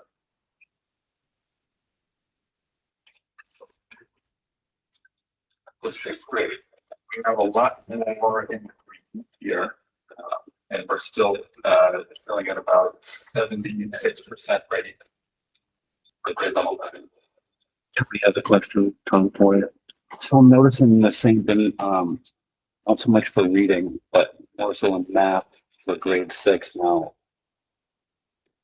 Can you attribute that to anything? Potentially, those would have been both of those Luke fourth and fifth grade. It was, that's, yeah, and they did really well in, reading too. Right, because we have 42% in the green. The other ones are grade wide, 21, 15, 28. The reading, it was not as great. You know, they were 41% in green, But yeah, so the red wasn't as low, but yeah, the red They're was doing at fast. 38 in reading for fourth, sixth grade, and now in math, it's 24. but still much better than, yeah. So along with that, is there any way we could see the data from the classes that lose versus the ones that didn't, to see how much it skewed one way or the other? Because two classes could be low and then two could be really high. Either way, something's going on there, and I'd like to kind of dig into that a little more, because in my mind, this is more evidence that we can want benefit. Right, I mean, you can't argue that. And again, it also, you know, you might have a class that is, this particular class is academically more, I don't know what the correct word would be, but doing better. Yeah, and, you know, the next group, that particular group of teachers might have a more difficult time. But I think it lends itself. That's what I noticed, because I looked at it and I go, holy smokes, sixth grade, and I go, what are they doing? So, and then I associated with a group of teachers and students. They were lowest discipline well, so they achieved the highest and at the lowest levels of discipline. And again, I attribute that to the fact. I don't know what more you need to. How long have we been doing it? Like 3 years. Well, everything has been done in the district for decades. But Consistently, in the middle school, this is the first inconsistency in the high and the middle school. We've had elementary level teachers doing it for a long time. Yeah. Yeah, I'll say, just anecdotally for us, my older daughter moved third and fourth, and then, second and third, and then fourth and fifth. So we'll be moving fifth next year, right? No, my older daughter, she's already done it. second and third, and then moved in fourth and fifth, so she got the looping experience twice. And which would be this current sixth grade class. Yeah, and I understand also the dynamics have to work for it to be successful. Because you could have three different race situation or two. You hope you don't have that. You hope you don't repeat, because if you know, for example, if I'm in fourth grade, they've got the same teachers and they recognize Mr. Smith's class isn't a group that Mr. Smith thinks should be looped, then you shouldn't be looping them. They should break them up. Yeah. Right. It over the summer is posted. There were certain classroom dynamics that we need to change. So That happens. I'm gonna two with the students for each class, we tweak a little bit. I just wanted to make that point. No, it's, I agree with you. The benefits of it. It's a trend. We still have to valid. Sorry. 59% of our students are able to grade like half, seventh grade. And eighth grade, 50% of our students are able to grade like that. So this is a grade level comparison and kind of see. And again, this is where the sixth grade that is strengths. I achieve. It's like a close. Interesting is I didn't realize that this cohort also would help. So. I had 2 years and then another 2 years. That's your group, right? That was my group, yeah. So it's 4 years total, basically in the same. No, second, third, in elementary, they had Your the, A. All right. and then they did it again fourth, fifth with a different teacher, but Group of teachers. they got this, But that same group of kids went 4 grades. no, I don't think it was the, I think it was, yeah, so it was 2 and 2. But they got that consistency in the last 4 years, which is, I think, huge. Like that's the way we could target students that would benefit from it and don't do it every classroom. And I don't, like I said, it's clearly beneficial. Yeah. This is the cohort data. Really had kind of look, classes. 2+ years. What jumps out to me is it looks like we had a dip in our fourth grade. They're scoring a lot lower than they did at this time last year. There's a lot of reasons why that could be. This is also a transition year to the school. It started out interesting at 19. They started at 19, the year they started at Yeah. double. Yeah. And I saw that and I said, what did you do there? If it's just a bad testing day? You said four, oh, it's fourth up to fifth. Goes up. Second, third to fourth, it goes. They do second and third as a roofing and then go into a new class. So I think that it would sound like a second in the elementary. So maybe they just have a huge, like everything changed, so. They changed school, they changed this classrooms, teachers, which they hadn't had for 2 years. I didn't know that the second and third grade, all of them, Terry, did you know? I don't think they all moved. No. Yeah, okay, no, there was probably a class potentially that did it in second and third grade of that. It may have even been like an experimental situation. But I do remember that too, because that was like right after COVID. Yeah. I remember that. So looking at the other grades, fifth grade, they get to each year in their fall data, went from 5% to 11% to 15%. Our sixth graders improved from 24%, 32%, 42%. Our seventh grade stayed, they dipped a little bit. They were 32%, they did 26% and 23%. And then our current eighth graders have stayed relatively constant. So 20%, 18%, 24%.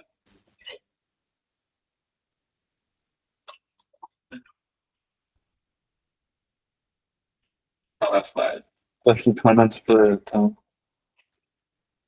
Your goals, if we could fit that. Okay.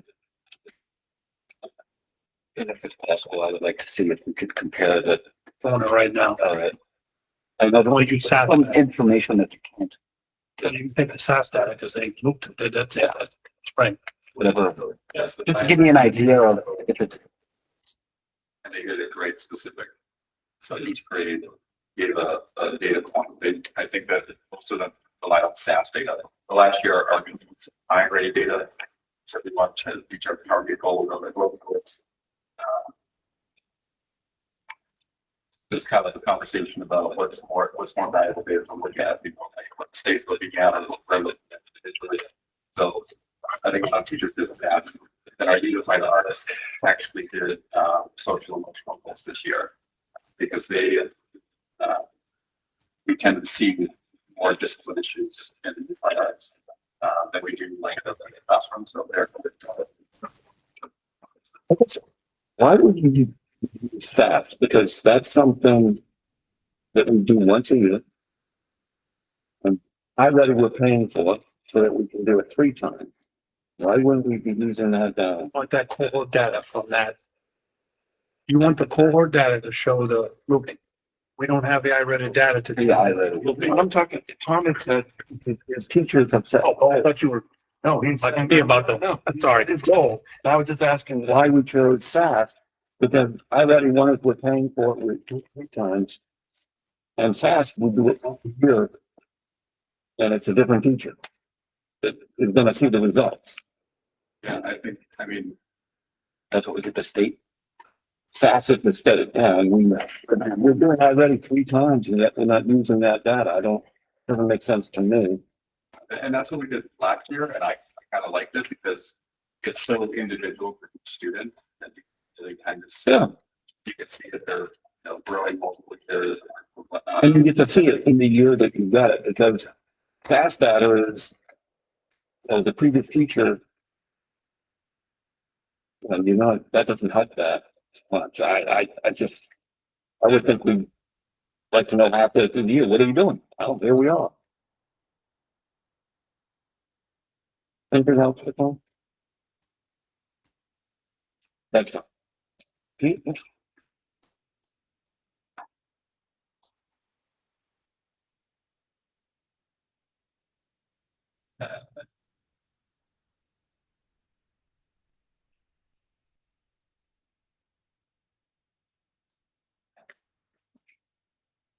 The high school data as far as grades go.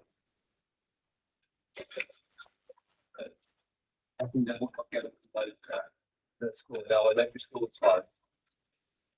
Charts and all that. The numbers and percentages.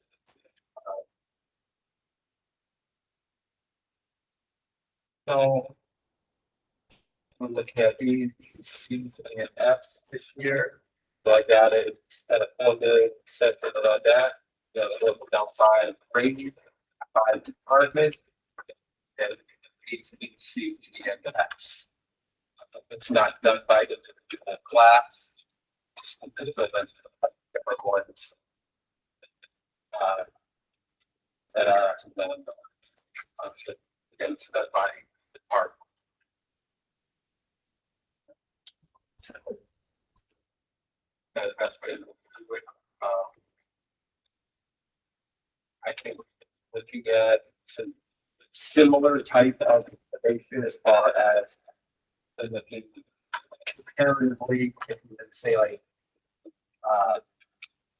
math versus side for the high school to a higher percent of students compared to similar to the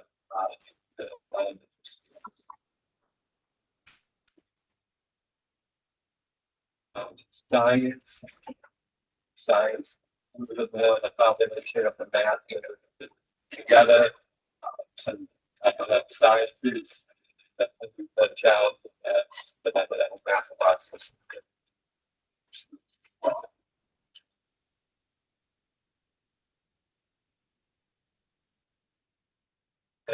And with social studies, English, and we got ballpark about saving ranges as well.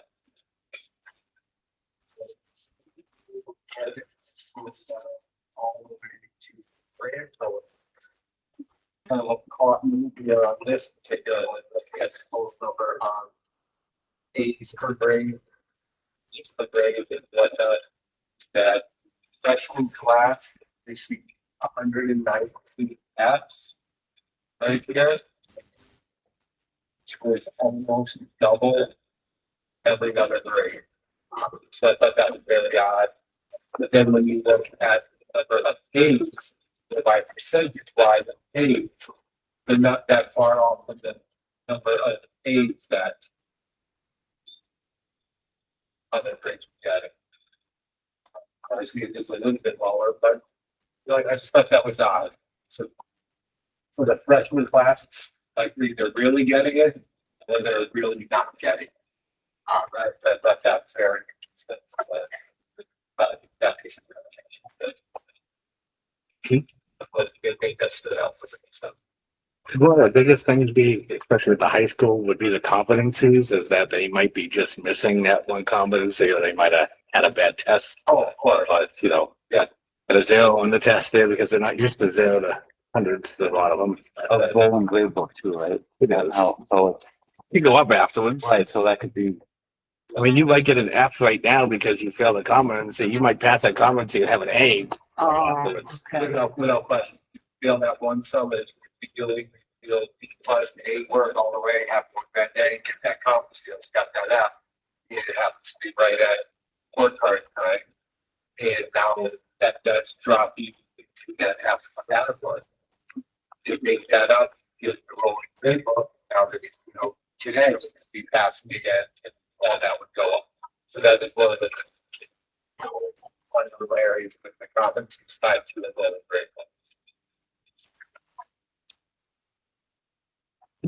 Question, comments, for Pete? It's, so it's up there to fit all these. Oh, wait a minute, sorry. It's not just for Pete. I think we got, because now we're pushing over almost 2.5 hours for looking at cohorts and grades, and I think half the, 8 people that were watching us fell asleep while we were doing it. We gotta look at a different way of maybe we can get the information, but putting the information out there to the community, because to be honest with you, I don't want them falling asleep. Halfway through that. Shorter summaries maybe. Give them the information, but I mean, something's gotta be, because it's a lot of time that people are watching. And I'll tell you, most of the people watching, Joe. Yeah, us too, but There's a lot of data to take in. those parents out there are concerned about how my school is doing as a whole and what's my kid doing. Those are, and I think we just gotta, these guys gotta go home and like wake up in 5 hours to get back to school, so. So what are your recommendations there? I don't have one right now. I just think we need to make it shorter somehow. But for me, I think it's extremely important because what are we here to do? Teach kids, and what are we testing? How do we know if we're doing well, other than if we don't get data whether we're doing well or not? I agree it's important, but I don't think it's important to get all of this in the same 2-hour period. I think it could be broken up to either, One school at a time. like we do the academics, or we do the, the I-Ray stuff one night, and then we do the quarterly reports, but there's a lot to do in one night. I think. And then we've talked about this in the past. The idea was we were trying to save the administration trips to our meeting by condensing. I guess if the administrators want to break it up, in one school at a time, but it just, I don't want to try to solve it tonight because it's 9:19. We still got a lot of other stuff to do, but I have a question about the statistics. Is this total of Fs at this time, is that common? That seems like a really big number. I can definitely go back and look at last year's number at this time. And give you that. We're only at the beginning of the year, and like you said, I guess it could change quickly if people just get onto it, but I'd like to see that. I guess I would hold the same report today versus when grades closed 2 weeks ago. These numbers would be very different.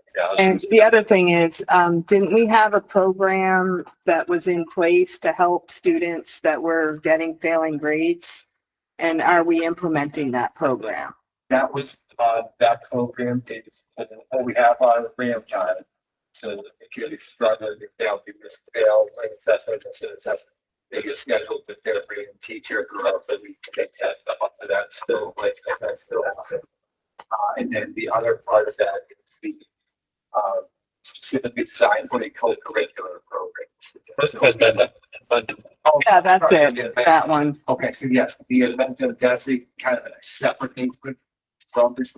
If they're failing, that means that option that tells us to take that recovery program effective, and that's kind of done on the side. So that is not tied to this. More for seniors who want to get a grant, and also failed the whole year. Summer school to get it recovered. So we do that more toward the end of the year, maybe? What do I do? Okay. That's part of the attendance. Yeah. Okay. Another tool in the pocket towards the end of the year, or senior ones. That's like the last. Like school, that's not what you get back to. That's. Is it fair to say that there are a lot of things in place to prevent this kids from failing? Like, it seems like you have to go out of your way to fail. You have to try to fail now because I just don't understand it. But like Terry said, is it that one thing you have your phone out in the wrong time or the wrong place for the test? You might fail that test and all of a sudden you're failing the class. Yeah, but I don't think that can happen. I don't think that's 119 people. One of the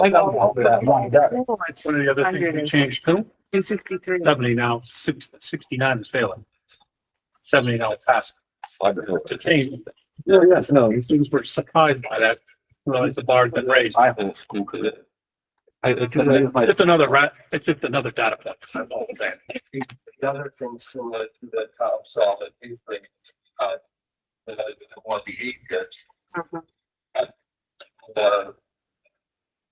For grades, freshmen, we're seeing that here, grade with the most behaviors, that's the lower grades as well.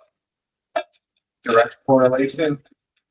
Don't know, but it's a good look. Sometimes they're the smartest of the group. They're just not getting into In that, in the Kent. Sorry, the behaviors, but it's, does a that motivating. Yeah. Oh, yeah. lot of little factors into that. This question's probably for Amy. We've always looked at this, but is it time that if kids aren't doing well in the lower grades? I know we can't sit there and do it, but to sit there and say, you're staying back. Again, I reiterate that I've had students stay back before and they do wonderfully because they're not behind constantly all the time anymore. It's got, they caught up to a point and then they keep going. I think it's insane that we have kids that are 3 grades behind. So I mean, I don't How know did that even happen? I don't know how you can move forward if you're 3 grades behind in 10th grade. Yeah.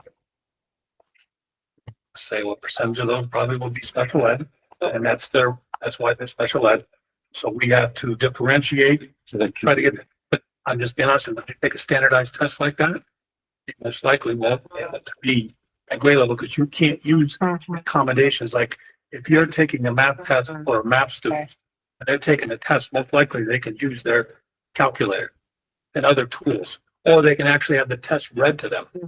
So when they're taking that standardized test, it can be read to them, but the reading test can't be read to them. So there's some outliers too that when I always say, well, I want to take that baseball card we have, and that's another tool that I want to show you the data. There's every single kid. We black their names out. I showed that to you, and then we can go along and see. We can put every single assessment in there, and you can start to see how the kids are progressing. But there's always other outliers to these rationales. Yes, Joe, I can say that certain kids, it would be beneficial, and we have helped families that come and we've made that decision, but it's not an end all be all. Oh, yeah. Yeah, but do we? Yeah, I mean, we've actually had someone, we can't do it anymore. They got to go. I can't have an 18-year-old driving into the middle school. That just doesn't go to fly. And I'm exaggerating, but I'm just also being real. So, so that's also like, it's almost a case by case decision where the teachers, the parents, we bring a team together and we talk.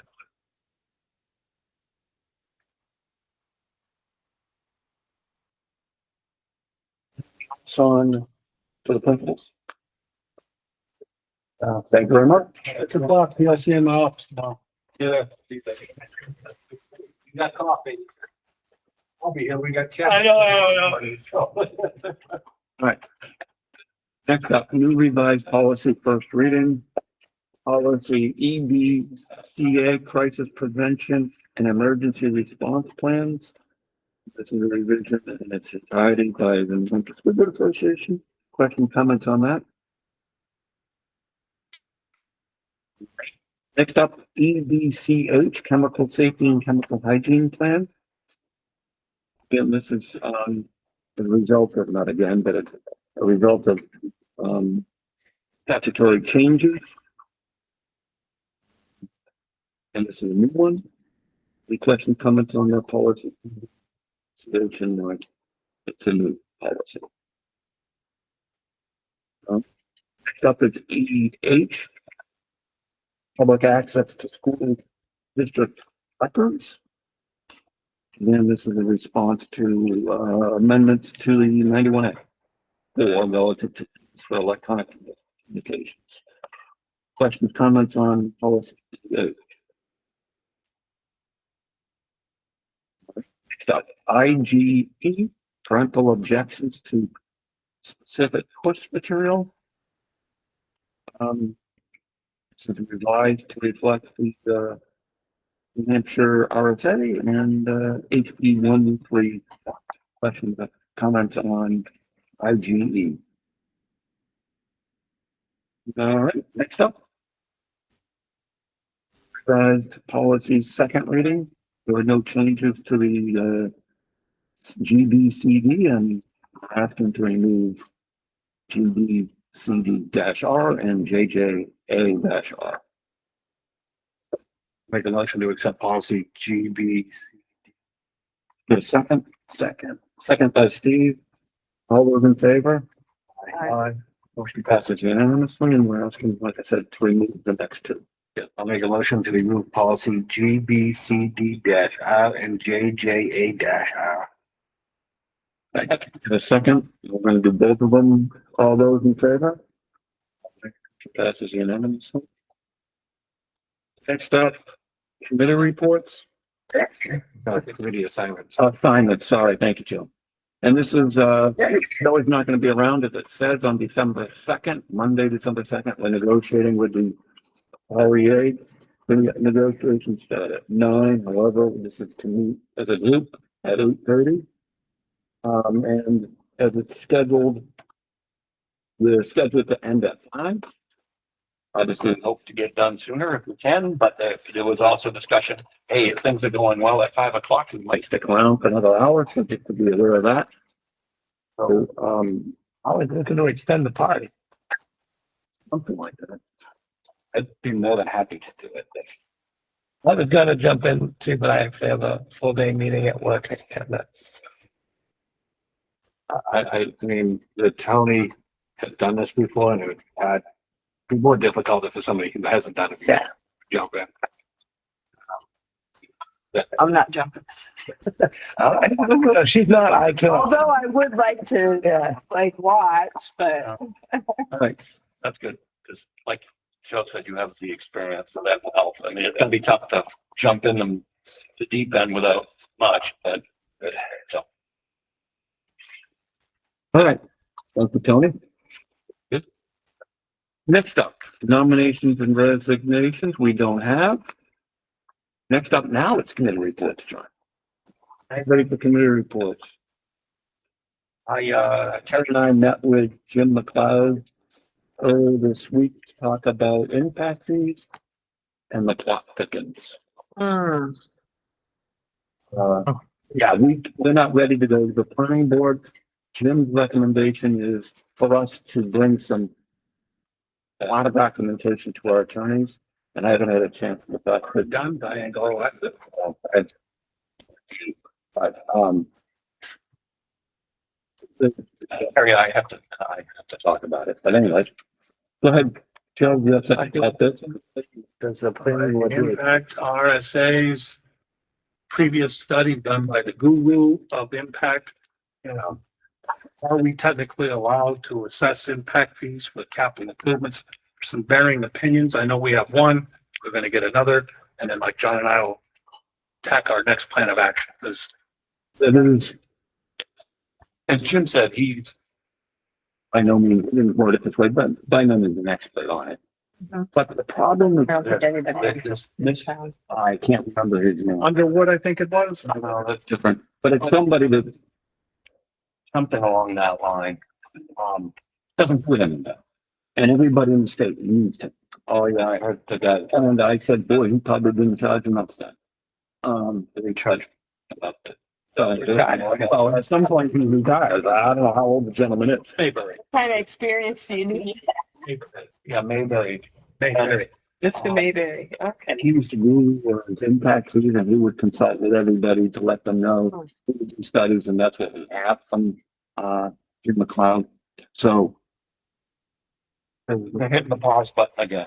Does the New Hampshire School Board Association have a? No, you have to have conversations with, because in my line of thinking, at some point, somebody in the state should be able to help us. It's funny how nobody seems to know how impact fees work.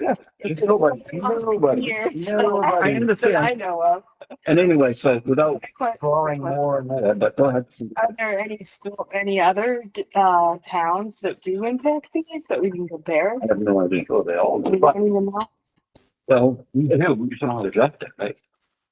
I just don't know if other schools do it. I'm assuming other towns do impact fees. We do. I can't believe Lehman is one that doesn't. We want to up it. We do collect impact fees on the school side already, but I want to adjust that. Right, because it's, as we talked about, it's specifically for the bond.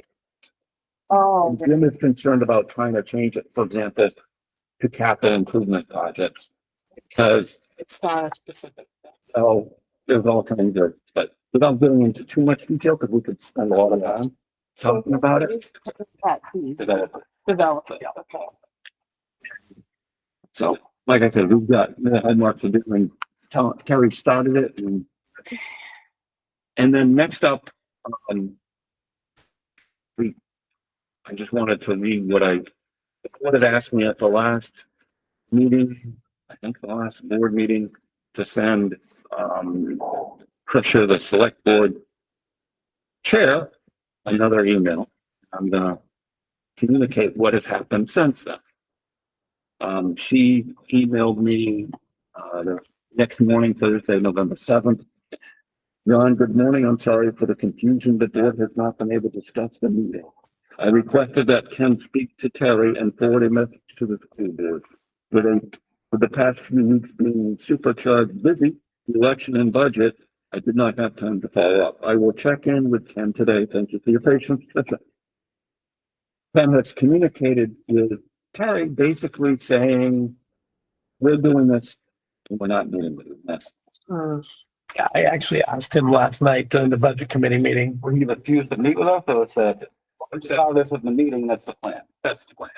I think it has worked out. For other thoughts to do. And I expressed that last night, and Doug seemed completely unaware. I don't know if that we had made any requests of the board's like. Well, as you know, I did copy the board, the entire select board, the next time I did it, the last time. Yeah, so I'm surprised. It was on- You should have been on that particular last They year. don't have a email list like we do. You can't just email one thing and everybody gets it. It's gotta be remarkably complicated because everybody seems to think you can't do that. So anyways, as it stands right now, we're not meeting with the select board because they're not gonna meet with us. So we've got to figure out, I'm hoping maybe at the next meeting, what to do next on this, because we're in the budget for this. There was talk of the board maybe doing something that would add revenue from the select board, but we need to figure it out as a board and make a decision, because we've got to present a budget, and we're going to present a budget on the second without knowing necessarily all the revenue streams. Okay, so I've got Tony and then Cindy. I just would like to confirm that that was the sentiment, that no, we don't want to meet with you because I don't believe that. No invitation was made. You can only go by what So Eric has told us. Well, I mean, you would have to. So my understanding is that they, and we all know this, they do the plowing and they do the fields.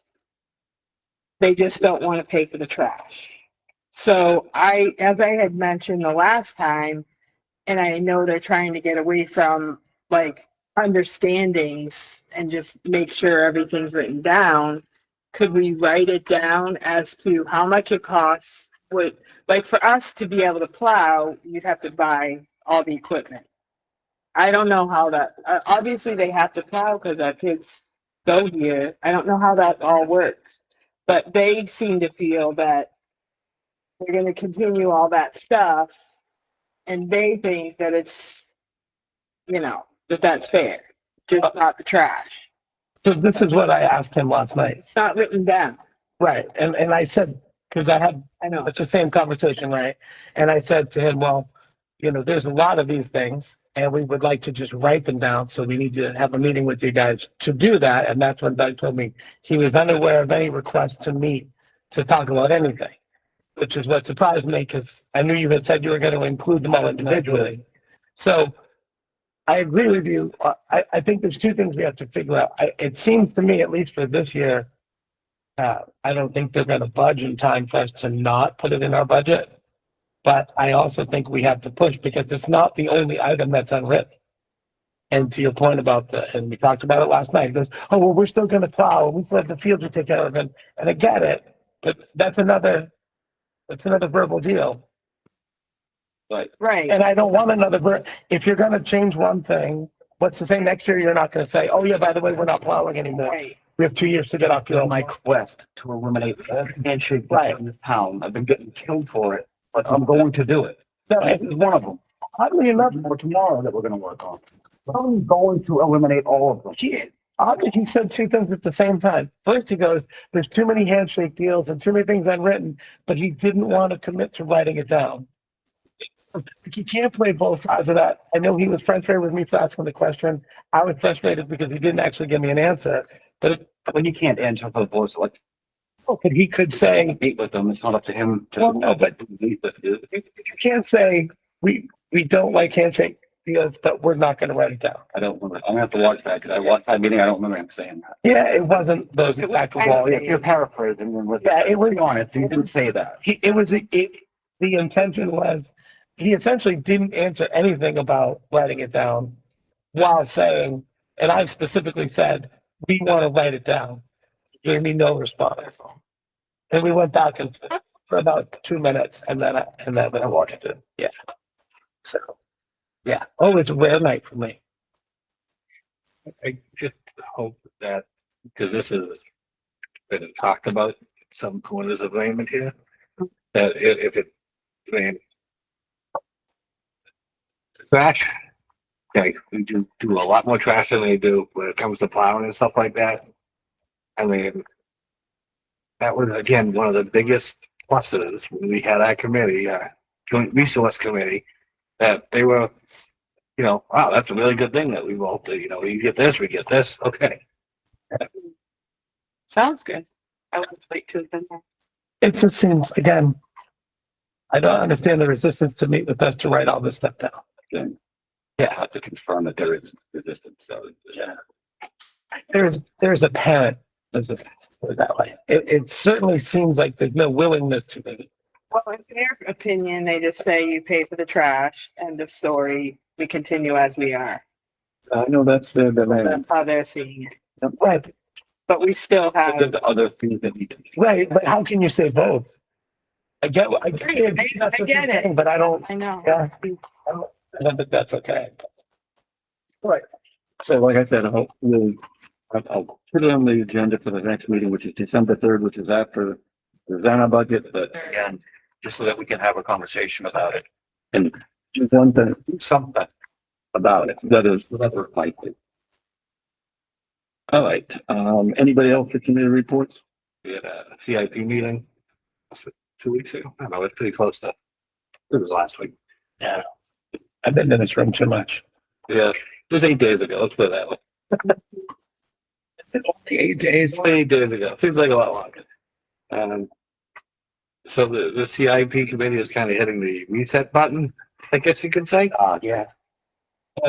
And starting things in earlier on in the year, so we're not, you know, quarters of the way through budget season when we start talking about CIP. So, okay. Oh, Yeah, so Great idea. yeah, I'm more than willing to do that. They did ask that if we could include a high school roof on the CIP. And, we haven't even presented that CIP to them. Yeah, I don't know if that's actually going to happen. I don't think, I sorry, I had to blow my nose. Again? Year in a row. Yeah, second year in a row. Yeah, I don't Last year and the year before. remember doing it last. Anyways, yeah, you could be right. I read it all once together. It's all blended. Yeah. Last we heard, it was not gonna be another meeting till next April, Yeah, March or April. March or April. No, they're not gonna hear from us, CIP. I believe they've seen our documentation and are okay with the documentation. Right, but There's been a lot of resistance to the levels that we set as a group. So I think the frustration because of that has set a lot of people back and saying, well, we're not doing anything. For some reason, the feeling is if we're not going to change those levels, it's not worth talking because there's certain folks on the board that feel that those are the problems, not the underfunding. The fact that we are actually planning for everything is the problem. And there's a few folks who think we have too many things in our CIP. And I don't know how you plan for too much. so that's to remove things off the list to give the illusion that. Right. Which is exactly how I put it, Tony. There's the P. Yeah.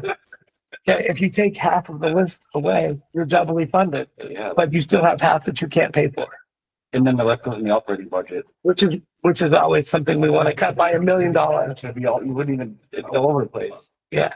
Which I reiterated that, you know, in the past that we've taken, you know, like the book CIP that we had before, we took that off because we all believe that a book should probably be in the budget because you need to purchase them every year. Yeah, I think those are operating supplies. Yes, you know, but they were, I mean, in there for certain reasons because, well, we couldn't buy books for up to several years. The computers used to be a CIP item. Oh, no.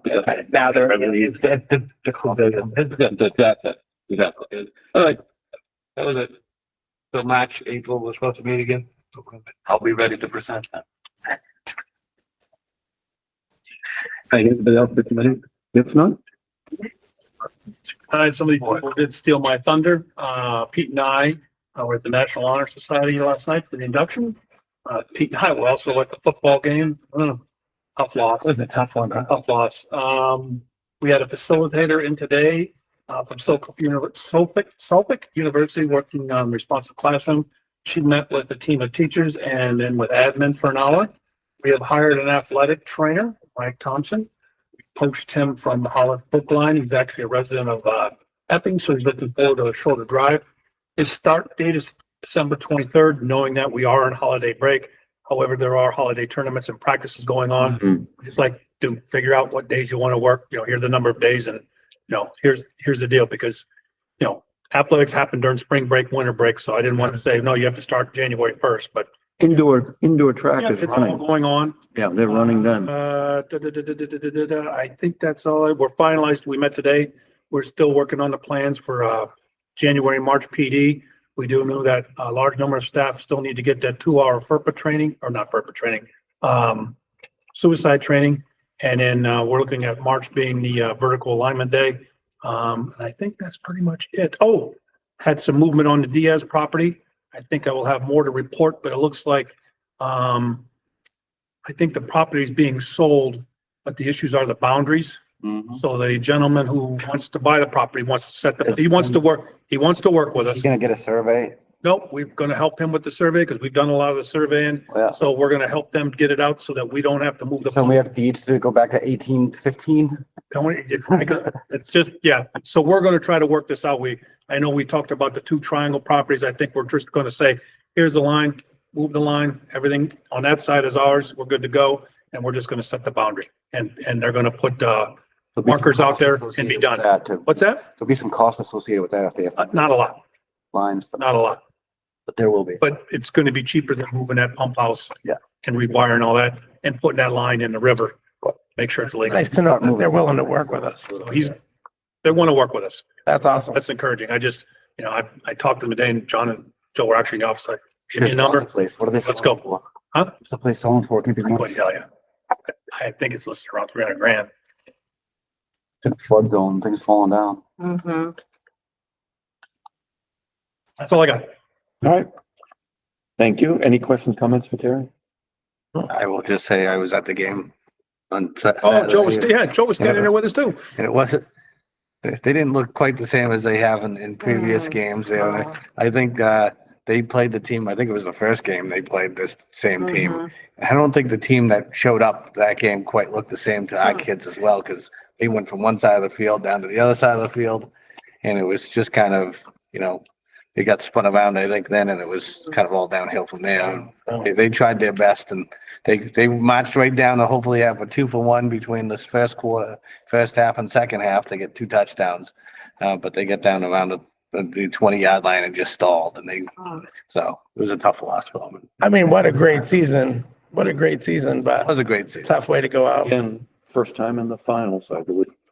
That field looked really nice though, the one they were playing on. The turf field. Yeah, the turf field at Laconia. Yeah. I was gonna try to see if I could roll up and tone my cap, but I don't think they'd let me. All right. Correspondence or other? I have one thing. Yep. I've been trying to figure out the best wording for it.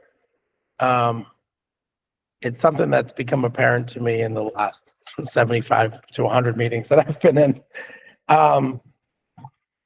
We talk a lot about the costs of everything and the expenses, and we go back and forth on what we should cut, what we shouldn't cut. And I understand the reasoning. But I feel like we're we're playing, and I said it last night too, I feel like we're always playing from a position of fear. We're afraid about what we couldn't do. We're afraid of what we can't do. So the first thing we do is try to cut because we're afraid that we're not going to get something. And I get that. You have to be safe and smart. My other is, can we start looking at some ways to promote to the community all the benefits? I think to us, it's pretty obvious that the school is a beneficial place. I think there's a lot of negative sentiment in town about the school only because of our budget. I mean, Ken sat there last night and made a big deal about I don't even know why he mentioned our increase. It's not on his budget. His budget has a specific increase. He should have talked about his own, but somehow he decided he was gonna say, well, here's the big thing, and the school's going up $1, and this is a huge percentage. But that's the overwhelming sentiment in town, is the school is a negative, it's a drag, it's hard, it sucks, it's too much. I would love to see us promote. I don't know if it's a marketing campaign, I don't know if it's emails, I don't know if it's I don't have a great plan, but I would love for us to talk about how can we let our community know how good these schools are, how good our teachers are. All this great information we just got, I don't think people see it. Maybe they went to sleep, I don't know. But I would love to see us have a positive campaign about what the schools do, so that maybe when we have these budgets, people can say, yeah, that's expensive, but look at all the great stuff that they're doing. So that's my only thought. I would love to see us do some real positive stuff. I'm tired of playing from fear. I'm tired of playing from negativity. I really want us to play from a position of, look at all the great shit we have. Look at all the great stuff we have. And look at all the great stuff we do for the town. Look at this football team that if we didn't fund the sports, we have kids who aren't going to, the robotics team. I know there's people who are probably losing their minds that we bought equipment for robotics. I think we should buy more. But I agree, but that's the kind of stuff we need to showcase to the town. I don't know how. That's my other. I want us to promote how good these schools are. I'm tired of hearing the people go, "Oh, it's Raymond." No. Goddamn right, it's Raymond. One thing I would like to see, I know Steve kind of did it the last year he was here, was, when we have college signings or, recruiting signings or whatever, I think we should display that. I do too. You don't have to go to Oh, BC. when they do they Whatever sign text. Yeah, well, we had a girl go to BC and a girl go to BU. Oh yeah, Haven't had I mean, they don't one have in to a be, while. they don't have to be BC and BU. Yeah. I mean, dude, any school, we should be putting shit on RCTV. I don't. You should have heard me last night, Terry. We should be putting a lot more stuff on our. We need to. It's been a while. We need to promote. That's all. I agree. The one thing you have to be cautious of is we cannot in any means tie anything to budget discussions, because we in no way can election talk about in our capacity as a school board the benefits of our budget. I think we can show the value of the system. We are not allowed to. We might need to do some research on where the line is I on know, that, because I know when I look through the town, it's not electioneering if you're the town manager or a select board member, because you're the one selling your budget. Right, but I'm talking about, like we do when we talk about the budget. Right. At deliberative, we just can't go and say, please pass it. We can't do that, is my understanding. no, but I know I'm getting a puzzled look by Terry. we can say, look at how much good stuff we do. No, I didn't. say Look at what we you're- can't. the I stuff just said you're we gotta paying- be careful Yeah. about how we connect it. That's all. I hear that, and I'm fine with careful. And I'm all for doing as much celebrating the things that we do in this district, right? And that's what you're talking about in essence, because we celebrate our great teachers, we celebrate our great students, our staff, our administration, right? And how much of the yelling on the mountaintop do we do? Probably not enough, but No, I just, take up. I do feel that, Item for that. I feel it needs to be, however carefully we do it, John, and the point behind my saying is, I understand. it has to be tied to the value that the town pays. People to see that it's an investment in their community. Exactly. Not It's not a burden. Right. It's an investment. It may not be a price anybody likes. I did some research. For towns of our size in New Hampshire, we're pretty average. Lower than a lot Yeah. of surrounding towns. And our surrounding, yes. So while people might not be happy with increases, and I said it last night, taxes are never going down. They're always going to go up. Doesn't matter what. So the frustrating thing to me is you have budget committee members, all the schools careless spending out of control. It's like, well, if you watched anything, you would know that that's not true.